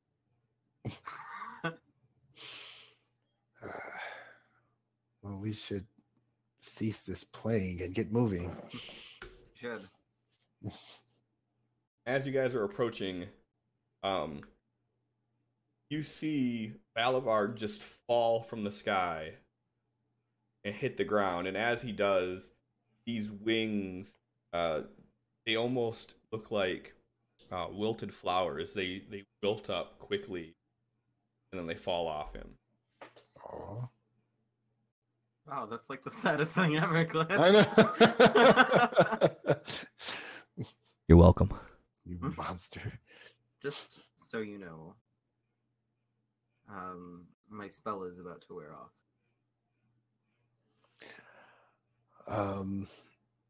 Then we should get Balavar's attention quickly. About how far are we from where Balavar landed? You're about 50 feet. Eldritch Blast? No, I'm just kidding. Why are you even asking distance if that's what you're going to do? Where are you guys at? Oh, at the sewer gates. Okay, Eldritch Blast. Question for a friend, right? Not that I want to know this or anything, but can I Eldritch Blast through a dimension door? Just spitballing. Also, does the 120 feet continue outside of that dimension door? Portal over here. I will parking lot that question and give you an answer in a minute. Yes. So we're gonna walk close enough to get within earshot of Balavar. Let's see. Balavar, it's Vardrock. We're invisible. Vardrock? Yes. I hear you, but I don't see you. Yeah, Siri's here too. He's made us both invisible. Hi, Siri. What's that weird sound again? Brother, do you hear that?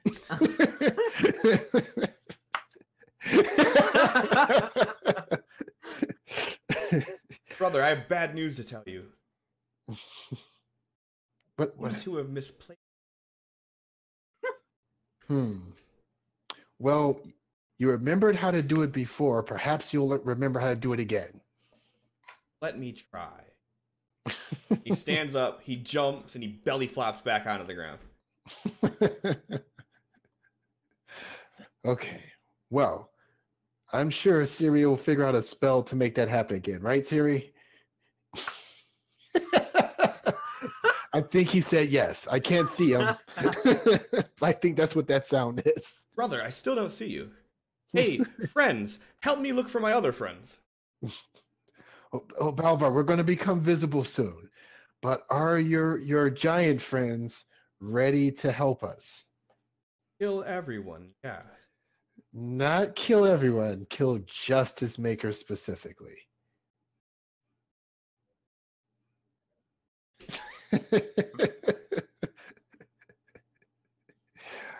Okay, ask the giants if they remember the guys in blue that made the annoying sound.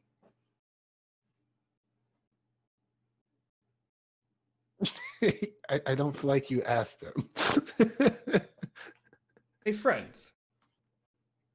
My invisible friend over there wants to know. You remember people in blue? Is he saying this in common? No. You don't hear what he's saying. He's gurgling it. Okay. And then you just hear the reply of, like, Grala Sahwa!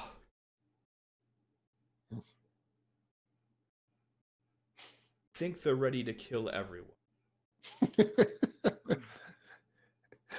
Okay. And you guys become visible. And Siri is standing there like this. Valdra looks over at Siri, looks down at himself. Well, see, here we are, Balavar. Ah, yes, there are my friends. And one of the giants grabs this giant club off the ground from right next to him and just begins running in your guys' direction. Whoa, Balavar, tell them we're friends. Tell them we're friends, not attacking. Balavar's like, Gralaha, Ralaha. The guy's still running at you.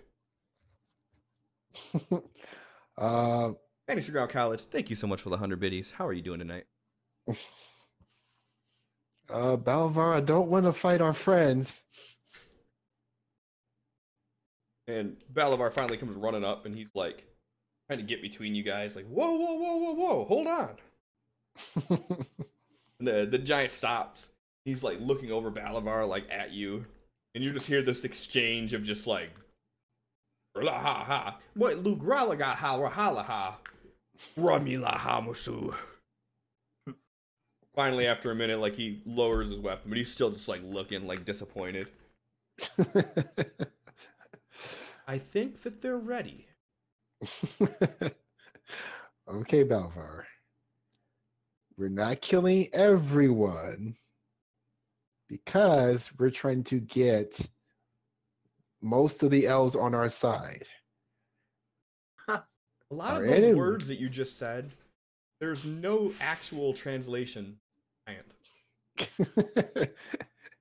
Like, no, this is for you. So that when we get to the town, you can tell our new friends here that they are to kill the guys who made the annoying sound that made them angry. We're going to show them who those guys are. Anyone who makes not kill everyone who makes a I don't sound. think giants kill discriminately. Don't know. So they have the capacity for it. So what we're going to do is we might he stops for a moment, looks over at Siri. He's like, we might have to adjust this plan. Unless you have some spell that allows you to speak giant to the giants. I can understand them. I can't speak it. Not as if I would have will to speak such a language, but could you imagine that language coming out of Siri? No. I can't. People like gra. Yeah, no, I'm done. No. Get like halfway through a syllable and be like, no. Nope. Thank you for the resub with Twitch Prime. I really do appreciate that. And just so you know, there is a new table you can roll on just for subscribing. You don't have to spend any money. But you could do a legendary table through the Streamlabs app, and you can still mess with the players. You guys hear that, or did the push to mute work? You mean reward players? Push to mute did not work. Cool. Sim said yes, do it to Siri. Yeah, just do it to Siri. Siri hasn't had any yet. But yeah, so Balavar looks pretty positive that you guys are on the same level. Okay, so brother, perhaps we should have the giants stand outside the city, and maybe we'll have to lure the justice makers out to thin their numbers. They'll wait outside the city. Great plan.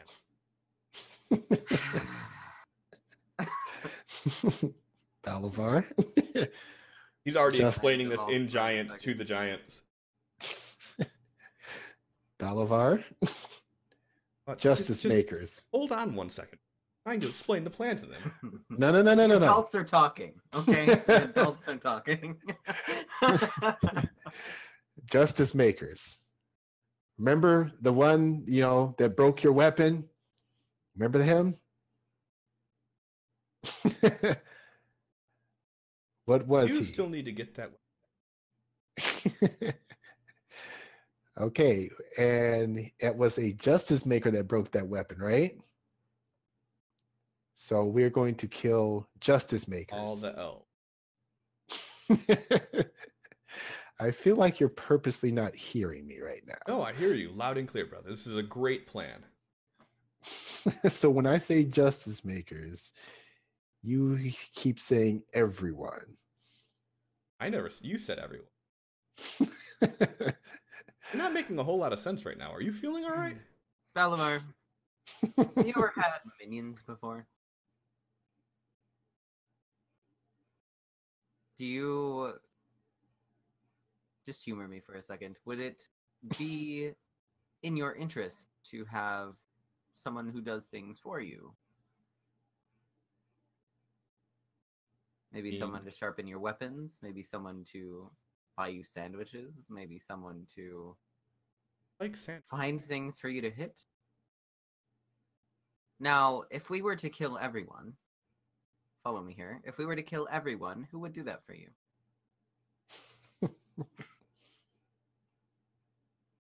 I'm gonna roll persuasion. Yes. Oh my god, what's with these threes? Oh my god. We'll have to find more people to make sandwiches after we. You raise a good point. Well, we're ready to go when you guys are. Come on, guys! And he starts walking towards the city,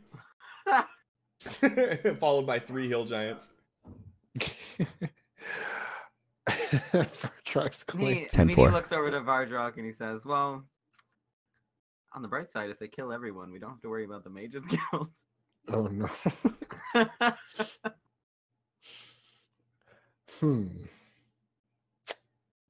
We could always find new followers, honestly.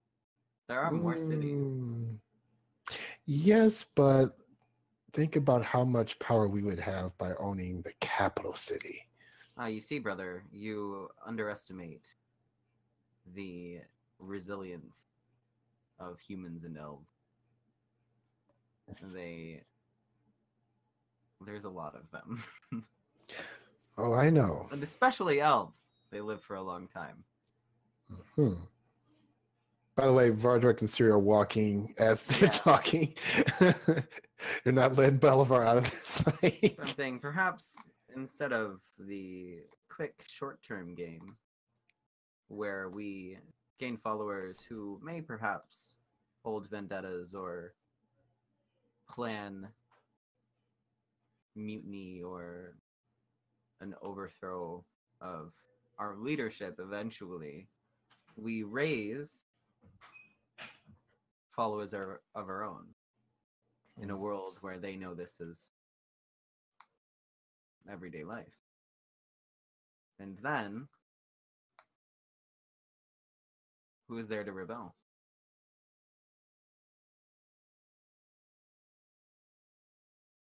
I'm just saying, maybe not such an awful thing. Yes, but the whole reason behind me wanting to take this city was the numbers. With these sorts of numbers, we can convert the number of potential people to be converted is much greater than anywhere else.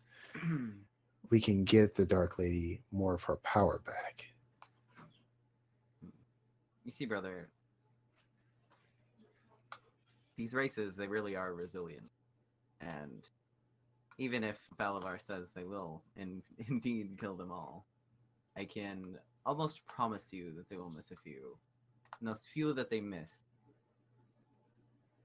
we can convince that it was the Dark Lady that has spread them, and watch their faith grow stronger. And then those few that survived create more. And eventually, even though it will take some time, eventually we have a very firm following, a very loyal following. And though you think this city is worth most for its numbers, I would beg to differ that the fortress of the wall is a much better benefit. So you propose just letting the giants go in and do as they will, and then we clean up the mess afterwards, and then claim that it was the Dark Lady who saved them. But was it not? I mean, it would be. Of her divine destiny. I would still much prefer there be more justice makers killed in this slaughter, trying to subdue them, than civilians. But yes, but in this way, we are their saviors, not their enemies. This is true. All right, you raise a good point. So, what we can do, how do we make it look more like these giants are coming in because of Behemoth or the Justice Makers?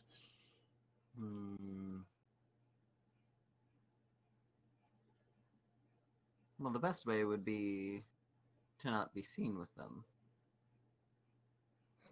True. If it seems as though we are coming with them, then...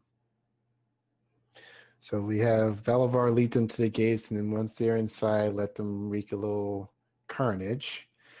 And after they, Justice Makers and the Royal Guard have hopefully had their numbers thinned a bit, then we swoop in to clean up the rest and begin the revolution. Indeed. Couldn't said just spray paint a logo on them. Foolproof. I may even suggest that we are the ones to deal the final blow to this giant menace. Oh, for sure. All right.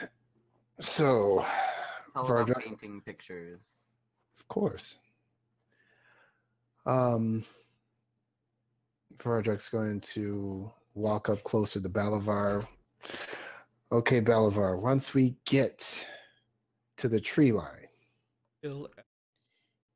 Yes.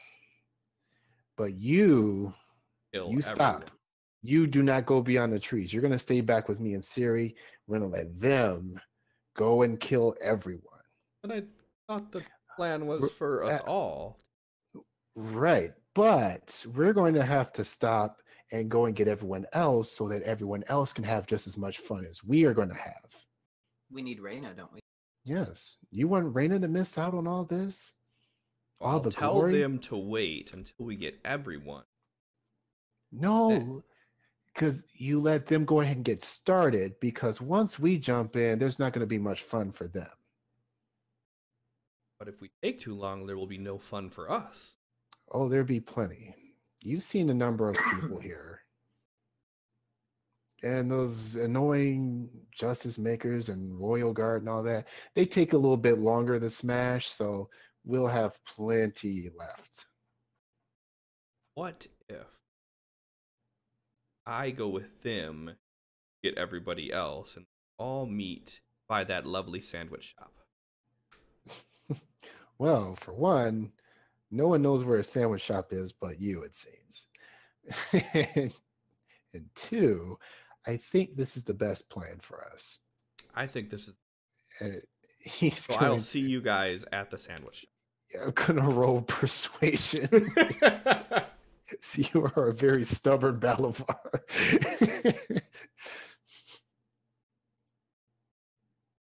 And he just God takes damn it. off running towards the gate with the giants. Are we close to the tree line yet? Oh yeah, yeah. You guys are within sight of it, and the 3 hill giants and Balavar are all running with weapons brandished towards the gates. Let's see. He's gonna make me fucking do it, isn't he?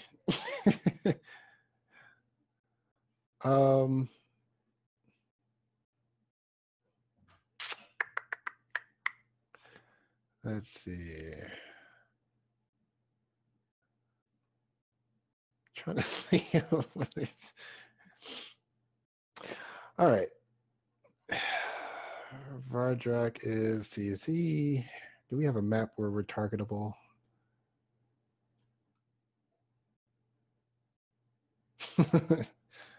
There we go. So you just hear, you see them running away, and you're hearing Balavar yelling something in Giantish. You hear like "Rala Shruka Ra sandwich," And like cast command against Balavar. And it works. Yep. And he says, Balavar, return. Pikachu, I choose you. So Balavar's running with this warhammer above his head, charging, and he just like makes a loop, and he's running back at you with the weapon brandished. Like, what are we doing? All the fun's that way. Wait here. He's just going to just stand there while I'm assuming that the hill giants are still running in. Oh yeah, full charge. Balavar's running in place with his weapon still brandished.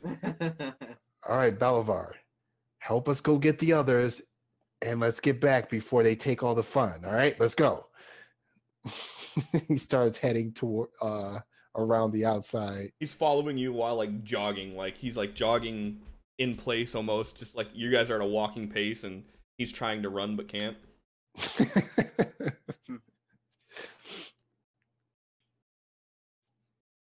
The southern sewer entrance wasn't around here, was it? Kind of. We only been that way like one time, so it'd probably be more difficult to find our way. I mean, sure.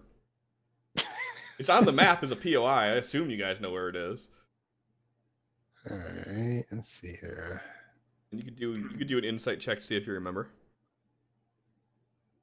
Oh yeah, there's a sewer entrance. All right.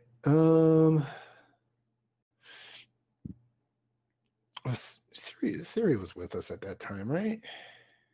I don't. Well, Or what? when we came out of this entrance, we had to like fight past the rats and everything. Yeah, you had to have been with us. I was there, yeah. So can I do this insight check with advantage with Siri's help? Yeah. Yeah, I'll Okay. totally assist. Nope, you just can't seem to figure out where it's at. Not good enough. Nope. Minimum was 24, sorry. Yeah, so yeah, you remember that there's a southern entrance too. All right. So I'm gonna head in there and then head to regroup with the others.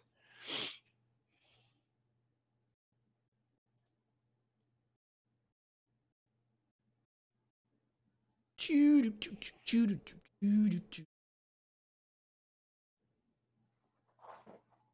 is the transition music.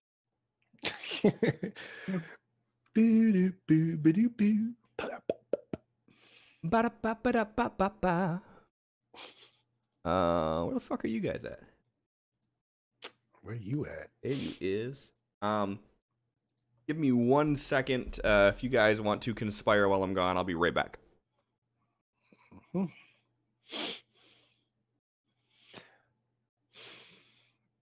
Right, so we somehow get his off key. We take the stream hostage.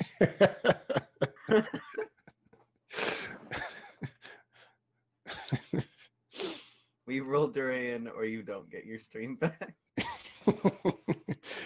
The choice is yours. Make your choice. Oh my god. I didn't want to begin the conquest of Durian without everyone being here, but yeah. Well, I mean, I have to go at in an hour. Yeah. Because I need some decent sleep. But we'll begin the hostile takeover. yeah, I have a feeling we'll probably get to a point where next time. Yep. But I don't think we're gonna get further than that. It's gonna look like the season finale is like all out war is about to break out. Right.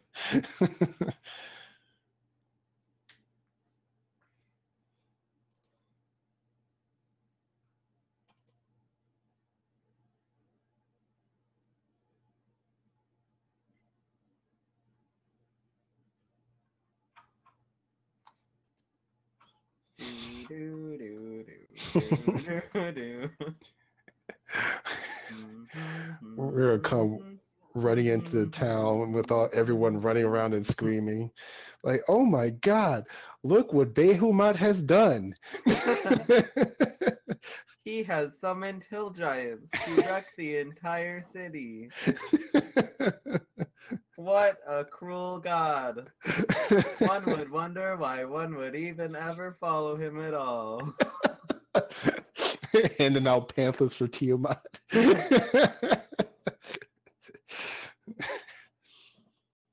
You guys are new to this whole converting thing, aren't you?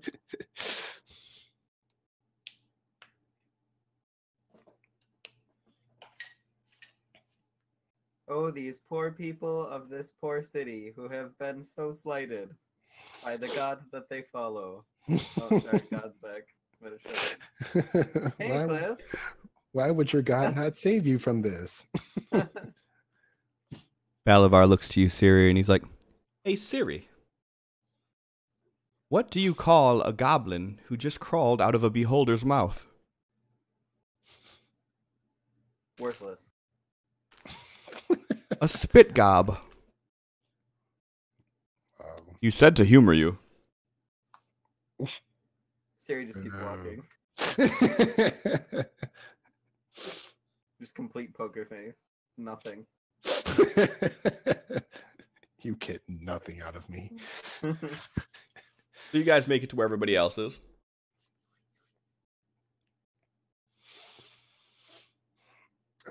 All right, everyone.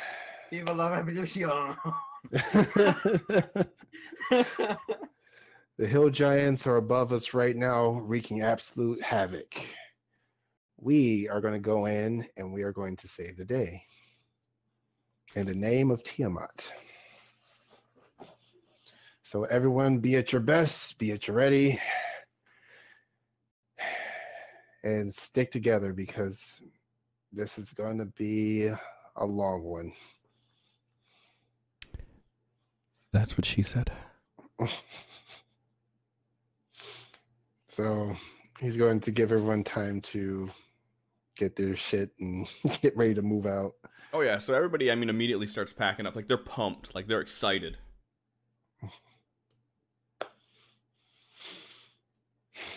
All right. What's your plan? All right. So we are going to go out the northern exit to the sewers. We're going to come in through the front gates, and we're going to go right after the giants to take them down. Once the giants are taken down, we are most likely going to be threatened by the Justice Makers and Royal Guard, by which at that point we are going to see if we can get as much of the crowd behind us as possible before we inevitably end up in a fight. If we can avoid it, let's try not to attack the Royal Guard. See if maybe, perhaps, we can still get them on our side with the people. So I'm hoping that they will understand that if the people are not behind the crown, then the Royal Guard is pointless. And then we kill everyone. And then Bolivar is going to kill anyone that is armed, as in weapons, and is wearing armor that is trying to attack us. Kill anyone with armor. I will put you to sleep.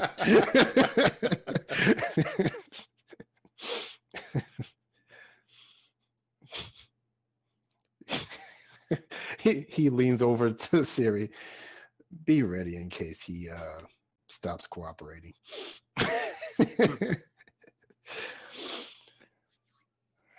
All right. He looks over to Chauncey and kind of gives like a head nod. And is everyone ready?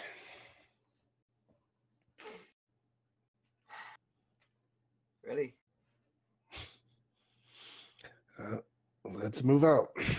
And he starts heading to the northern entrance again.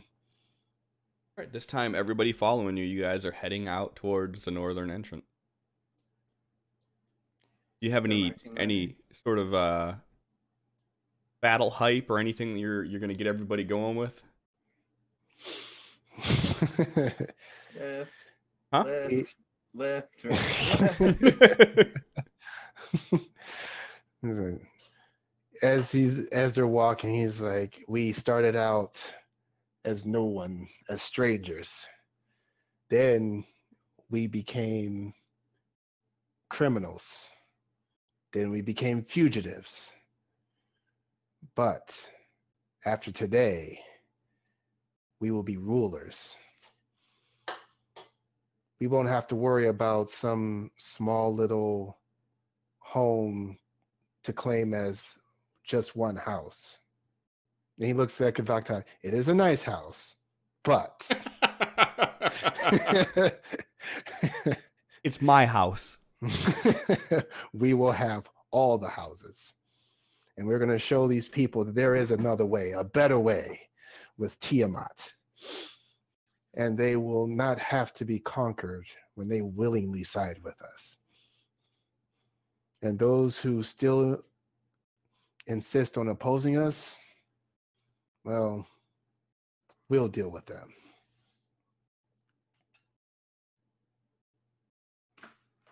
Everybody is fucking pumped right now. and he turns around and his like very gravelly dragonborn like breath. He says, now are we ready to do this? Just a choir of like, yeah. That's not loud enough. And he like bashes against his chest. And even louder this time. Yeah! Siri's completely quiet. He's just rolling his eyes. He's like, Siri in the back. Just a all sound. right, maybe later. Word. Okay. Just a sound of damp footprints. Right on. He turns around. He starts like he raises one finger and just kind of like twirls it in the air and then puts it back down. Great.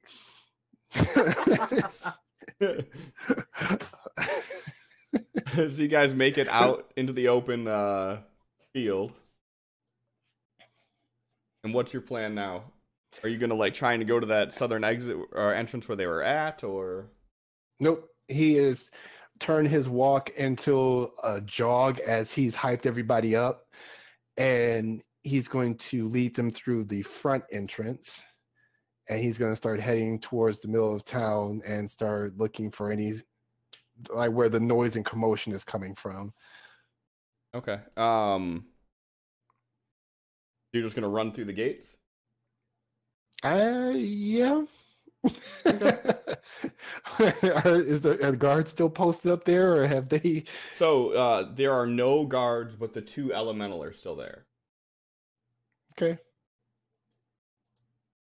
And as you approach them, they just remain statuesque. Yep, he's gonna keep going then. Go ahead and give me a perception check, you guys. We're doing for Burukai too. Yeah, perfect. Yep, that's all you guys. Cause let's see how that goes. Oh, actually, real decent. Burukai actually rolled like shit, which is amazing. Yeah, considering he has a +4. Yeah. You guys hear surprisingly few commotion. God damn it. Fuckers are already dead. Hey, he's gonna keep running towards the middle of town. Go ahead and move yourself to where you're planning on going. Oh, let me move the sewers out of the way. You can just close the sewers now. I'll reopen it. I wish I could close shit without revoking access. Right. All right, so he's just leading everybody right to the middle. Oh shit. Right by the temple. Yep. As you narrow in on the main intersection here, you can see at the far southwestern end that there is a group of people there. But you can't really make out what's going on. I'm gonna keep heading to the group to see what's going on. Can't imagine what it could possibly be. So as you get closer, you notice that there are a large number of royal guard there. Mm-hmm. And there's a large number of civilians that have all gathered around.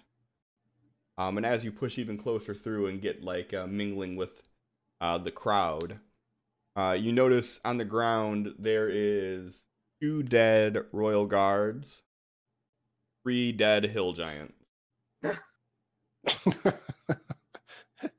Hoping they put up more of a fight than that.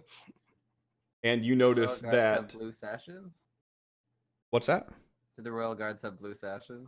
No, so Royal Guards are just the Royal Guards. They're just donning that okay. nice golden armor. You don't see any Justice Maker here. But you do notice that the 2 giant, arcane runed elementals are not standing next to the wall like they normally are, but they're further out into the open field. Near the bodies of the hill giants.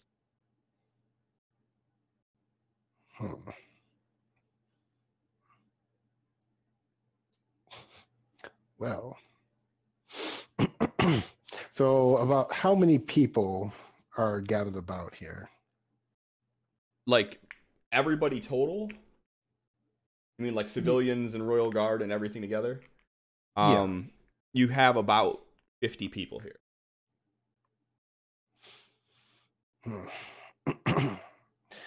All right. He looks over at Siri.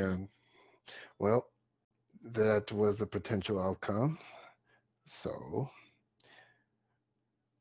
we are going to have to try and rally the people to our side without the heroics.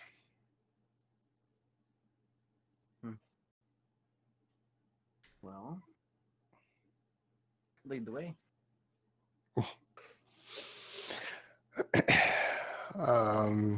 He's going to look over at Balavar. Balavar, may I borrow your fancy gloves?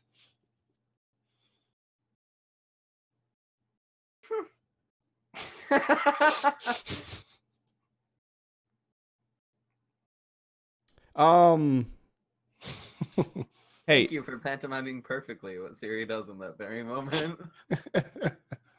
someone from chat, give me a roll 20.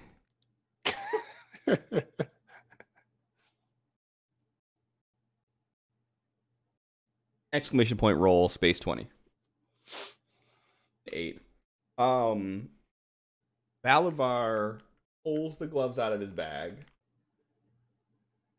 puts them on, and says, "Do you mean these gloves?" Yes, Bolivar, those gloves. As everybody standing next to you guys turns to look at you. He reaches out for the gloves to try and take them off of Bolivar's hands. Yeah, he gives you the gloves. Bartruck puts them on. And he starts walking kind of back and forth. Like he puts his hands behind his back and he starts pacing in front of everyone else, but now that everyone is looking.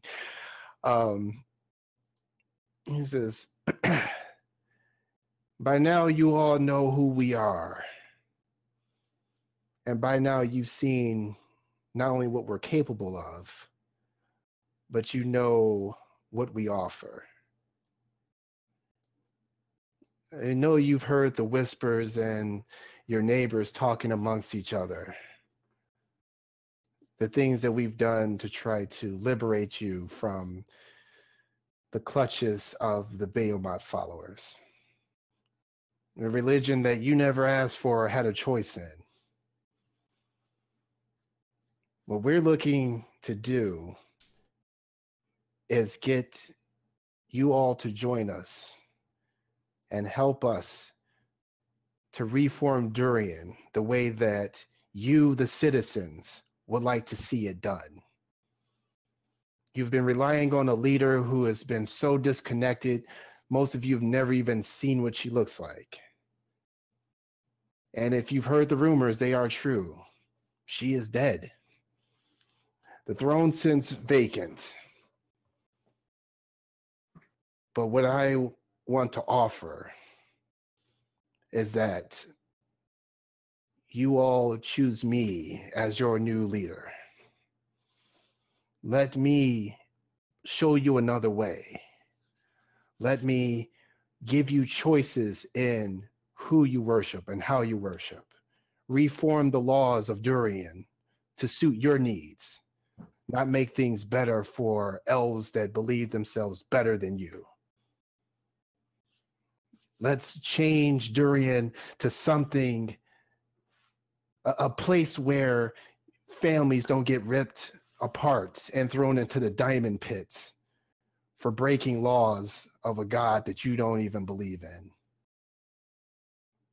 We can work together and bring this place up together and not have separations in classes of the poor and versus the rich and all this. No, we do away with all that.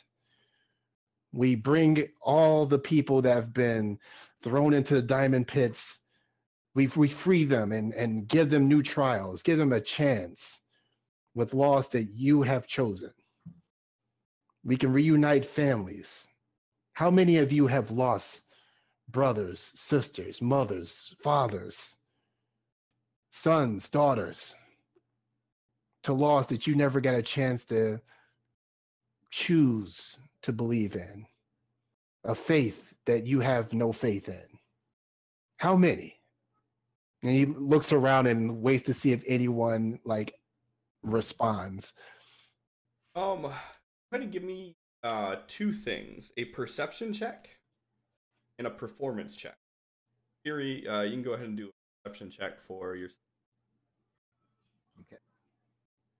Okay, so roll perception.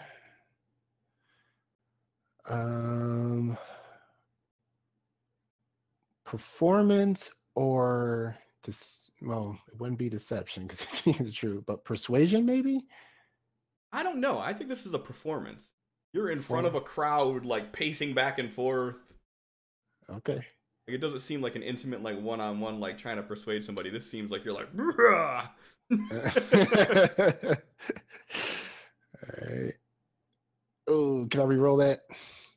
I mean, got a nat 20 you can use, or you can and some.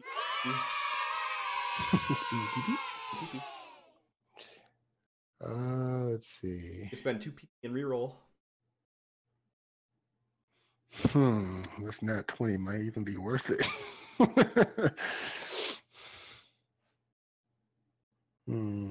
How much PP do I have? You have 4 PP. 4. Okay. Up. Oh, that's what those numbers mean. You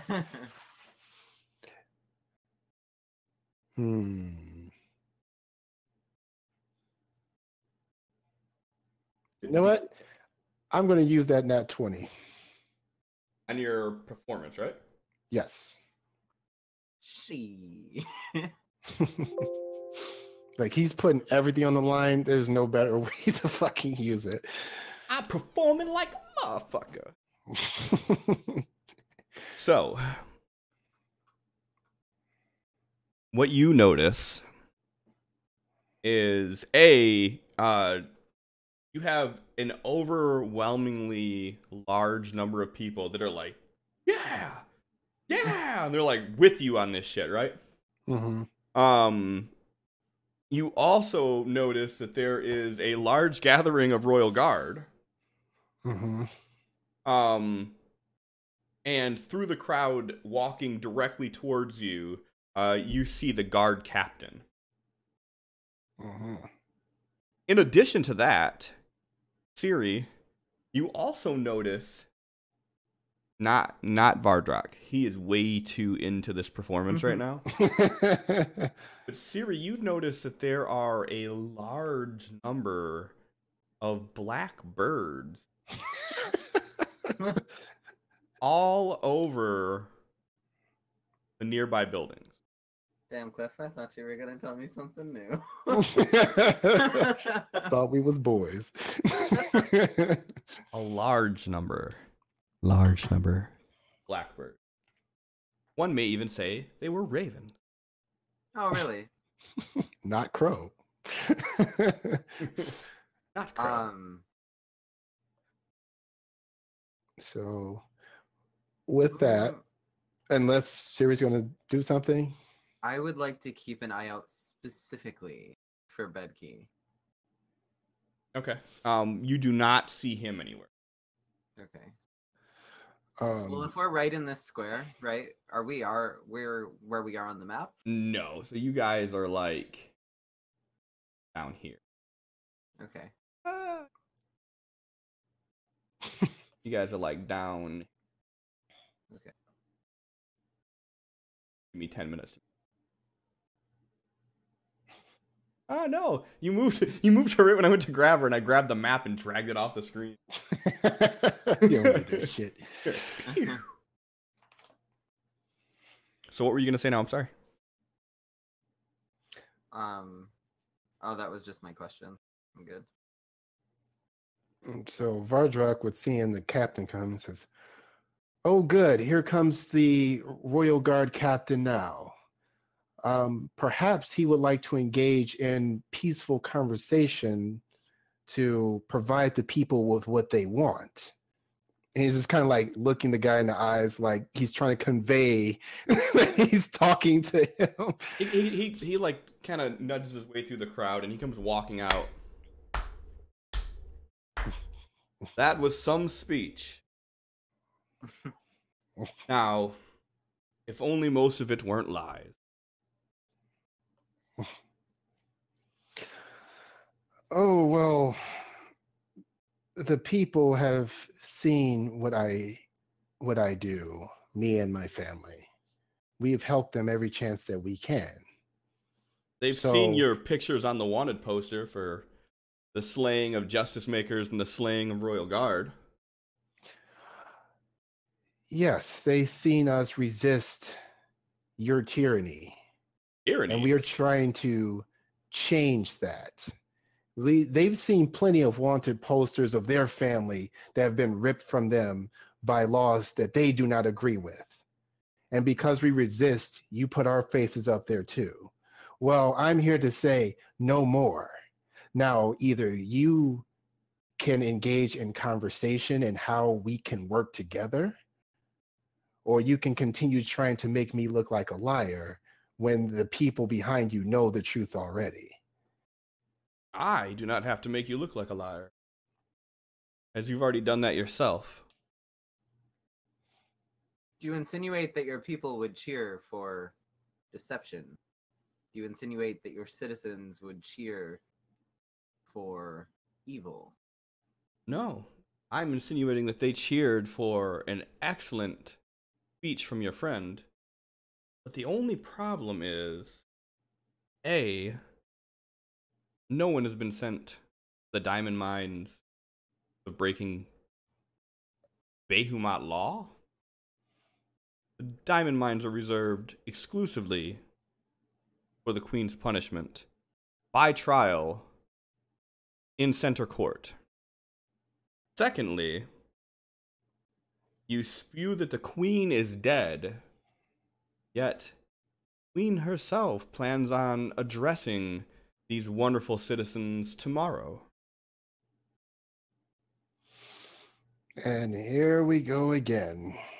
So either he's lying to buy themselves some time so they can put in front of you another fake queen, or they have gone ahead and they're going to present you with a queen that you have not chosen. Again, regardless of what punishment that they have done with diamond mines, imprisonment, trial, again, this is not what the people have chosen. I offer a choice, something that they do not want you to have. So do you accept their false queen, or would you want to choose someone who wants to give the power back to you, the people? The people have chosen to live within the walls of the city, and the Queen has allowed that. I'm not sure where you get this information of a false queen, nor do I understand where you come across as saying that the people here do not even know what the Queen looks like. So they will see their Queen is very much so alive and well. And to display just how merciful and gracious she is, we'll even allow you to live through the night to see the Queen yourself. Oh, well, you see, you may have a problem on your hands because it seems that the people disagree with you. They do not believe in a queen they have never seen. They do not believe in a queen that they have nothing to do with, that keeps them barely scraping by, having to resort to crime and stealing just to survive. And just only recently invited them within the walls while they let justice makers run around the town and do as they please. I'm not understanding. How do you feel that the people have not seen Queen Inavir? She has made numerous public engagements. I'm sure every citizen of these walls have seen her at least once. You know, whether who has and has not seen her is not my concern. No, your concern is with spreading these falsities with hopes of what? Inciting a riot? I can tell you what is true. I stand before you now, willing to take up the mantle for you, to lead you to the land that I promised. Meanwhile, whoever wants can continue believing in some queen who is only a queen in name, who wants to leave things as they are, who wants to keep you working every day, breaking your backs so that she can sit in her ivory tower in comfort and do nothing for you. What we propose is a sort of cooperation between everyone instead of a monarchy. We all work together towards our goal, not ruling over one each other for silly gain, for materialistic things. We have a much bigger picture than that. Unfortunately, we're not so nearsighted. you don't get to make decree in the Queen's land. And yet here I stand. Would you prefer to kneel? No one kneels You could to. make me. No one kneels to a crown that no one believes in. A queen without any followers is not a queen at all. Well, anybody who does not believe in the Queen or does not wish to stay under her rule may leave the city at any time. Yourselves included. Yes, you offer that they live in poverty or risk death of starvation by living outside the walls. We're offering that we don't allow people to barely live and ask them to be thankful for it. Cliff, I'm gonna roll a perception. Or I don't know if it would be an insight. Have I recalled any citizens that seem like they don't have a place to be? That seem like they have no home on the streets? You could do a what would that be? Insight, maybe? I would think insight. History? I'm thinking either insight or perception. Okay. Like, do you recall people living on the street, or have you seen them living on the street, I guess is the... What are you trying to figure out? Well, I mean, if I look around right now, I mean, that's not going to be very effective considering everybody's attention is drawn. And, right. I mean, I'm not going to be able to really see. So I guess I would rely on insight to see if I've seen it recently. Sure. Bullshit. You have not noticed anything of the sort, especially since the Bengals went bare. That doesn't make any sense at all.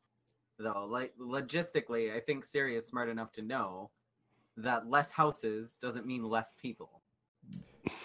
I definitely agree that you would be able to put those two together, but you cannot recall seeing anybody living in squalor or anybody begging for money or anything in your recent trips to the city. Okay.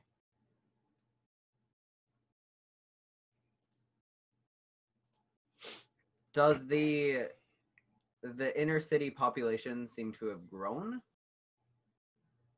No. So you've noticed that there has been a increase in elven population and a decrease in other populations? I see. Hmm. All right. So, if you would listen to me for just one moment, I seem to recall quite a large population of other demi-humans other than elves living outside the city. Now, you could argue that you've brought them inside the city for safety, but it seems like there's more elves than ever, and I've seen less and less of other demi-humans. Now, where could they gone? And he kind of looks at you like puzzled, like he doesn't really, like, you get the sense that he thoroughly doesn't understand what you're asking. So these people that lived in the Bengals, where are they now? Most of the residents from the Bengals have been moved into homes in the city proper. And yet, there are more elves and not more people of the Bengals. I don't know how long you've been The Bengals here, were primarily elves. Were they? Yeah. Okay, I was operating the western lowers, like where Vakta's house was, sorry Melissa if you're watching this. Where Vakta's house is.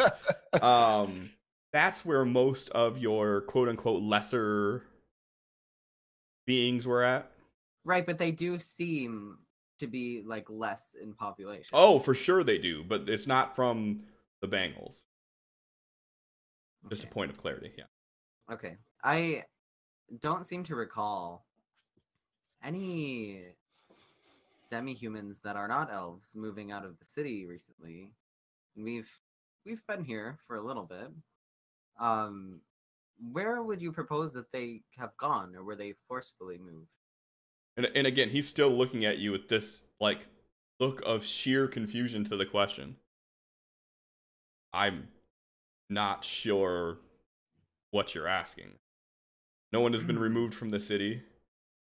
If anything, we've brought more people into the city walls, more so than ever. We've filled all the vacant homes.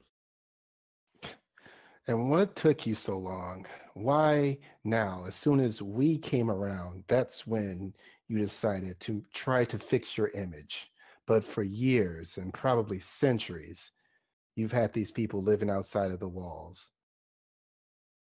The choice of that was beyond me. This was a closed door conversation that happened. As far as why the changes to tearing down the Bangles, I don't know if you've noticed or not, but we have a bit of a plague on our hands here. Mm-hmm. And coincidentally, good people, it just so happens to have heard when you started all of this fuss throughout the city. Cliff, Oh. do I see any visibly sick people?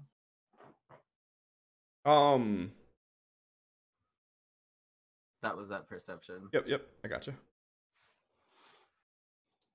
From don't see anybody that's like coughing or looking ill. There are people amongst the crowd that you would assume Siri being Siri's neurotic self, like scanning the people after he says that, you notice that there are some people that look kind of like pale or like with like glossy-ish skin, but you don't see anybody coughing or crouping. But you do see that there are a few of these people donning the Plague Doctor gear in the ranks of the crowd that are onlooking.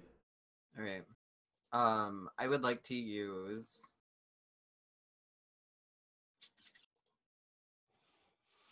Elder Sight. Okay. Detect magic. Trying to, like, if there is a spot where I can look where that sight encompasses a plague doctor, someone who looks like they might be sick, so like someone who's like got the pallor going on. Yep. In like one spot, that's where I'm going to try to look. And what are you looking for? I'm looking to see if maybe the illness pulls any like magic affinity, or if the plague doctors have any sort of, I don't know, magical affinity. Basically, I'm trying to sense, what I'm trying to deduce is that if this illness is of magic origin or not. So looking at the nearest plague doctor to you, he does appear to be capable of magic. Okay. But any of the people that you would propose may be sick or that have something wrong with them, none of their ailments seem to be magical. Okay. So to the best of your deduction, these people actually are sick. Okay. How would you propose that a natural plague is onset by magic and gods? I no doctor. I don't propose magic necessarily was at hand.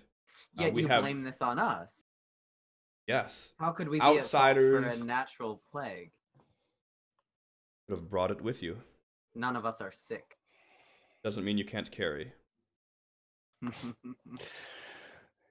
But see, I do feel that we have entertained the theatrics of fugitives for long enough. you see what he's trying to do here, people. He's trying to turn you against us so he can maintain power. That is what you're witnessing right now. They've let justice makers run around here and do as they please. And only recently do we see their presence when things start to get dire. When you all start talking amongst each other about wanting to see another way, see a better tomorrow. That's when you suddenly see their golden armor walking around the streets. But until then, they let the justice makers dictate what happened to all of you, put these collars around your necks to control your minds. They let them do as they pleased, having closed door meetings with the queen. And we don't know if she was influenced to do whatever they pleased or what. We don't know. Because they wanted to keep you in the darkness. They didn't want to tell you the truth. Why did you let rumor fester for so long that your queen was killed? Why not put it to rest immediately? The only rumor that I've heard of it is from you. The only rumor we've heard of it was from inside Castle Wall, mind you. Correct. So that rumor came from you. Not us. Oh, you speak out against the queen. I speak out against you. You speak out against the queen by attempting to rally defiance against her words. You murder her guard. You murder the justice makers who have been deputized by her. Who And have now been you deputized stand by here. Behumat, not the queen. Just because the justice makers serve Behumat doesn't mean that he has authority to deputize. You poor pawn.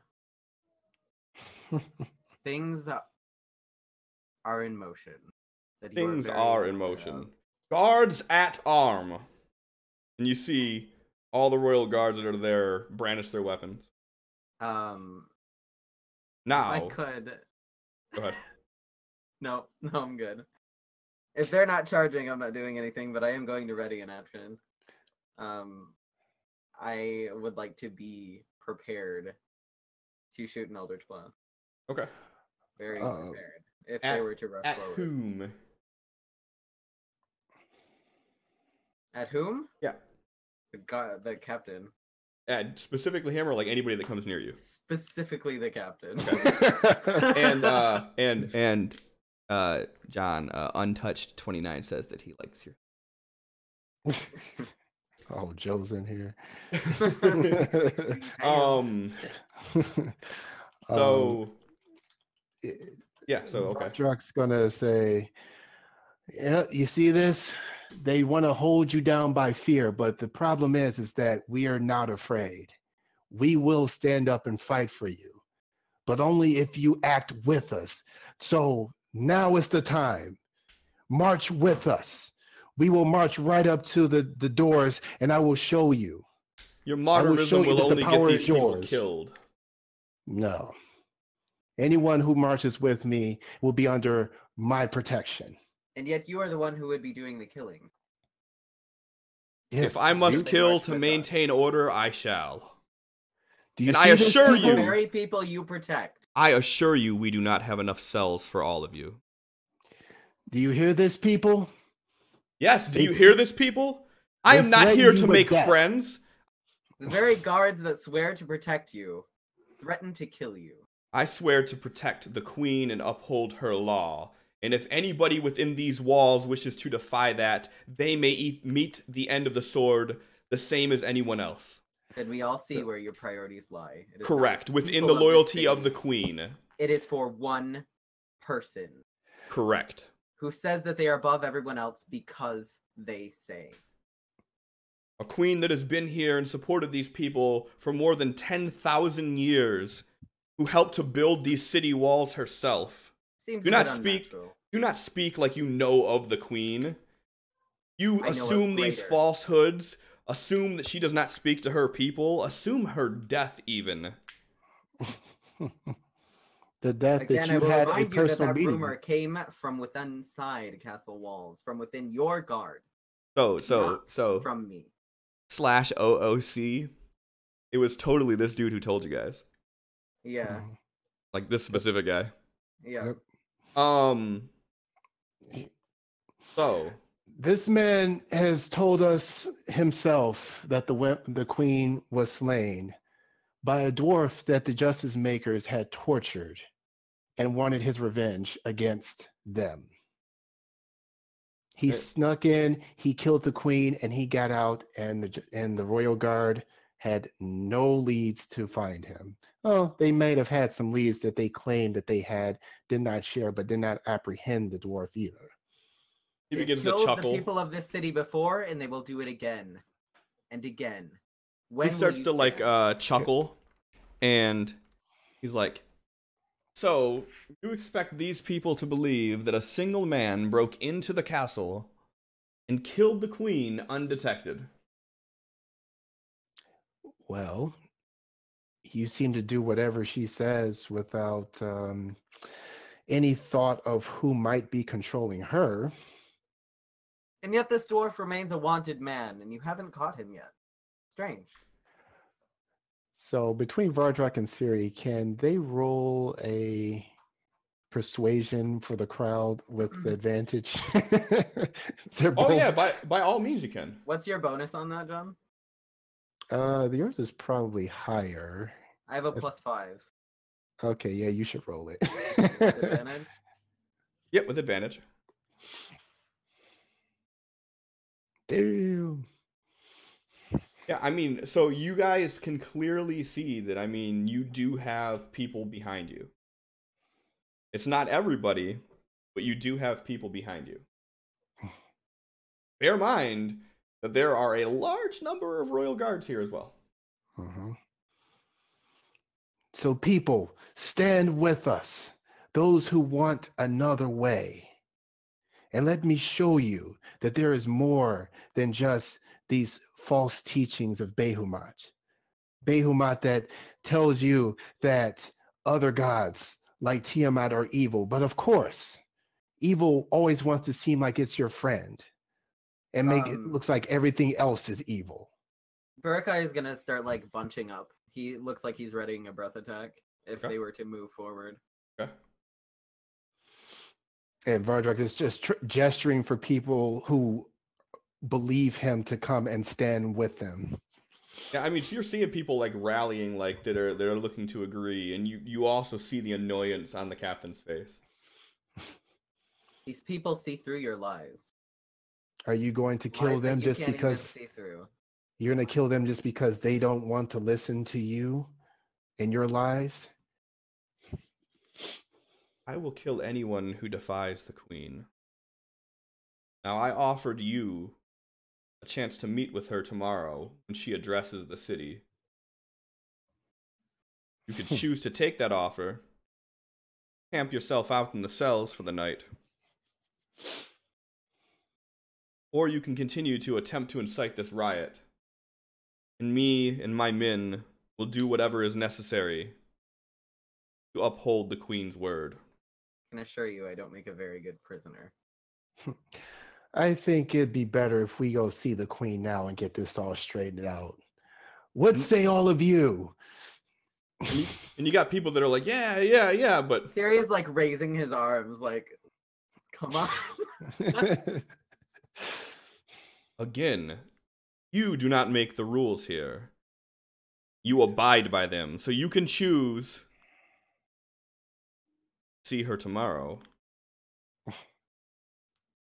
The strange thing is, there are many more citizens here than there are Royal Guard. And you trust in farmers and merchants? More than you do. We believe in them. We believe in them too. But I also believe that anybody who speaks out against the queen has no purpose here in the first place. You only believe in the will of your blade to thrust through them. You don't believe in them. You believe in your ability to keep them, let's say, docile. You don't know these people. You don't believe in these people. You believe in one person who has stagnantly sat on that throne for 10,000 years. Someone that I'd be willing to wage that you hardly know. And you said that we have the option to choose. Well, I think I choose to stop listening to a lying puppet. I'm going to go speak to the queen now. And with that, Vardrak turns and starts heading towards the. And as you do, a wall of 3 royal guard raise their shield and it arms you. This ends 2 ways.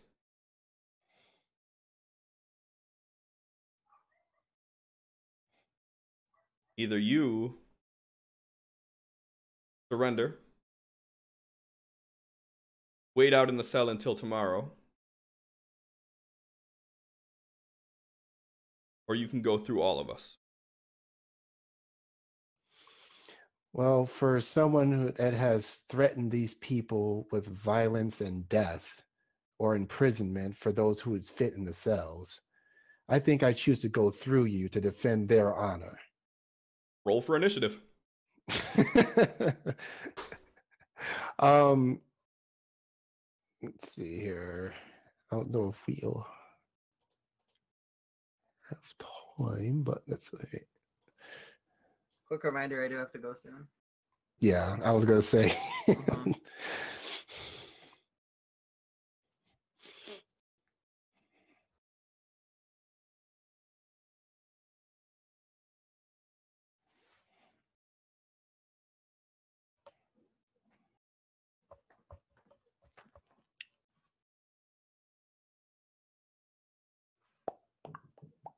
Hold on, let me find peasants and citizens and... You were totally prepared for this to go down today. Hey, I'm always prepared.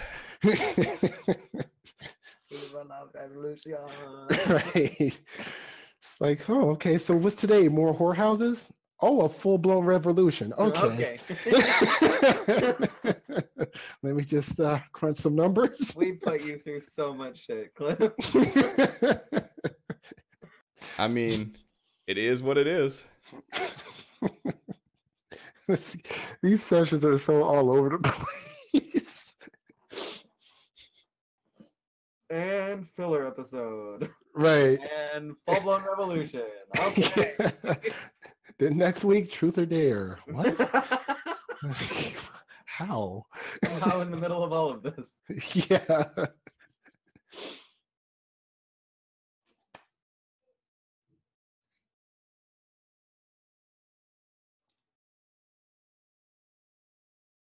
Can't wait for everyone to hear how this went down. Okay, so 2 things. Yeah. They're moving in now. I have that ready to action. And I believe Barakai as well has a ready to action to jump forward and fire breathe. Oh, that's fine. Okay. Do those happen before initiative or after? They would happen. You're still rolling initiative, but they would happen first, yeah. Okay. Just asking because I never. Just asking for a friend. No, I've never done a ready to action before we rolled initiative before, so I wasn't sure how it happened. Listen. Nobody. I don't know. There's someone missing. I think you need like 5 more peasants though. Alright, there we go. That's who I'm.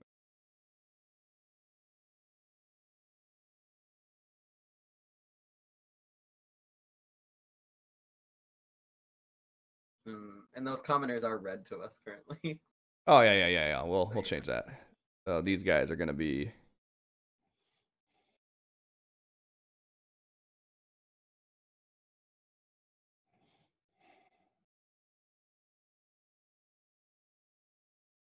All right.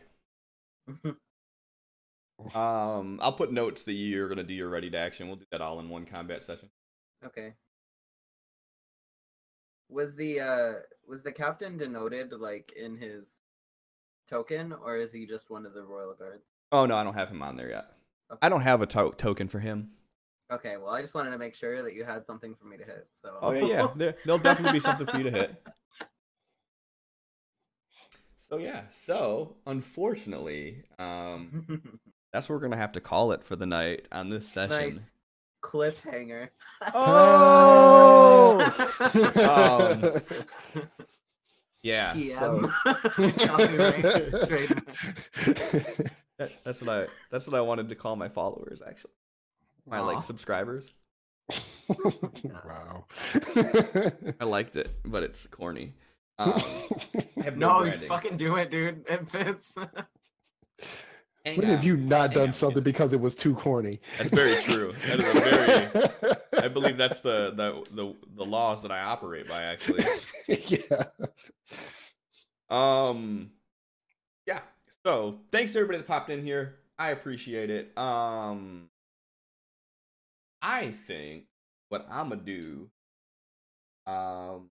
And John, if you want to stay, you can. I think I'll just switch it over to like an IRL session. Maybe we'll play some switch balls and just chat. Like a nice, easy thing to do. Have fun.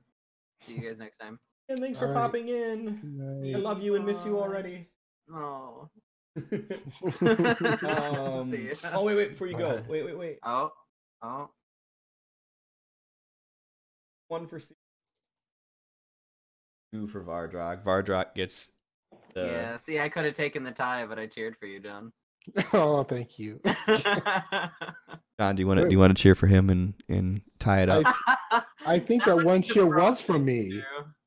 You could always do it again. I mean, yeah, you can do it again. I count multiple ones. Be a bro. Does anybody in the chat want to cheer for Inserion to tie it out? There we go. There we go. So So both of you guys tied. What a bro. So neither one of you get any. No, I'm joking. So both of you guys get pee-pee. Both of you guys get pee-pee. Get the pee-pee. Two pee-pee. Yeah, so thanks everybody. Ian, you can go now. I don't need you here anymore. Bye. Oh, wait. And we got to cheer for Balavar. Thank you to Dead Hand, Broken Coco, and Agwhistle for the follows today. Thanks to Mr. Green and the Kawaii Cub for the host. Hey, Mr. Dingle followed today. It was before I started, so it don't matter. Doesn't matter. Thanks to Fantasy Ground College for the 100 bits and for renewing your subscription. You guys are awesome. And in case you guys missed it, Fantasy Grounds College is celebrating their 1 year anniversary, opening, existence. It's the birthday this weekend. Their birthday. So all this weekend, starting tomorrow through Sunday, they're going to be holding a bunch of special events. So make sure you check them out. Shout out Grounds College. So many words and letters to type. Check them out. They're going to have a lot of stuff. So if you're interested in D&D and more content like this, great place to go to, and they're super supportive. Thank you guys. So yeah, check that out. Yeah. So thanks guys. So what I'm going to do now is we're going to exit this. Hold on. Boop. We are going to switch over to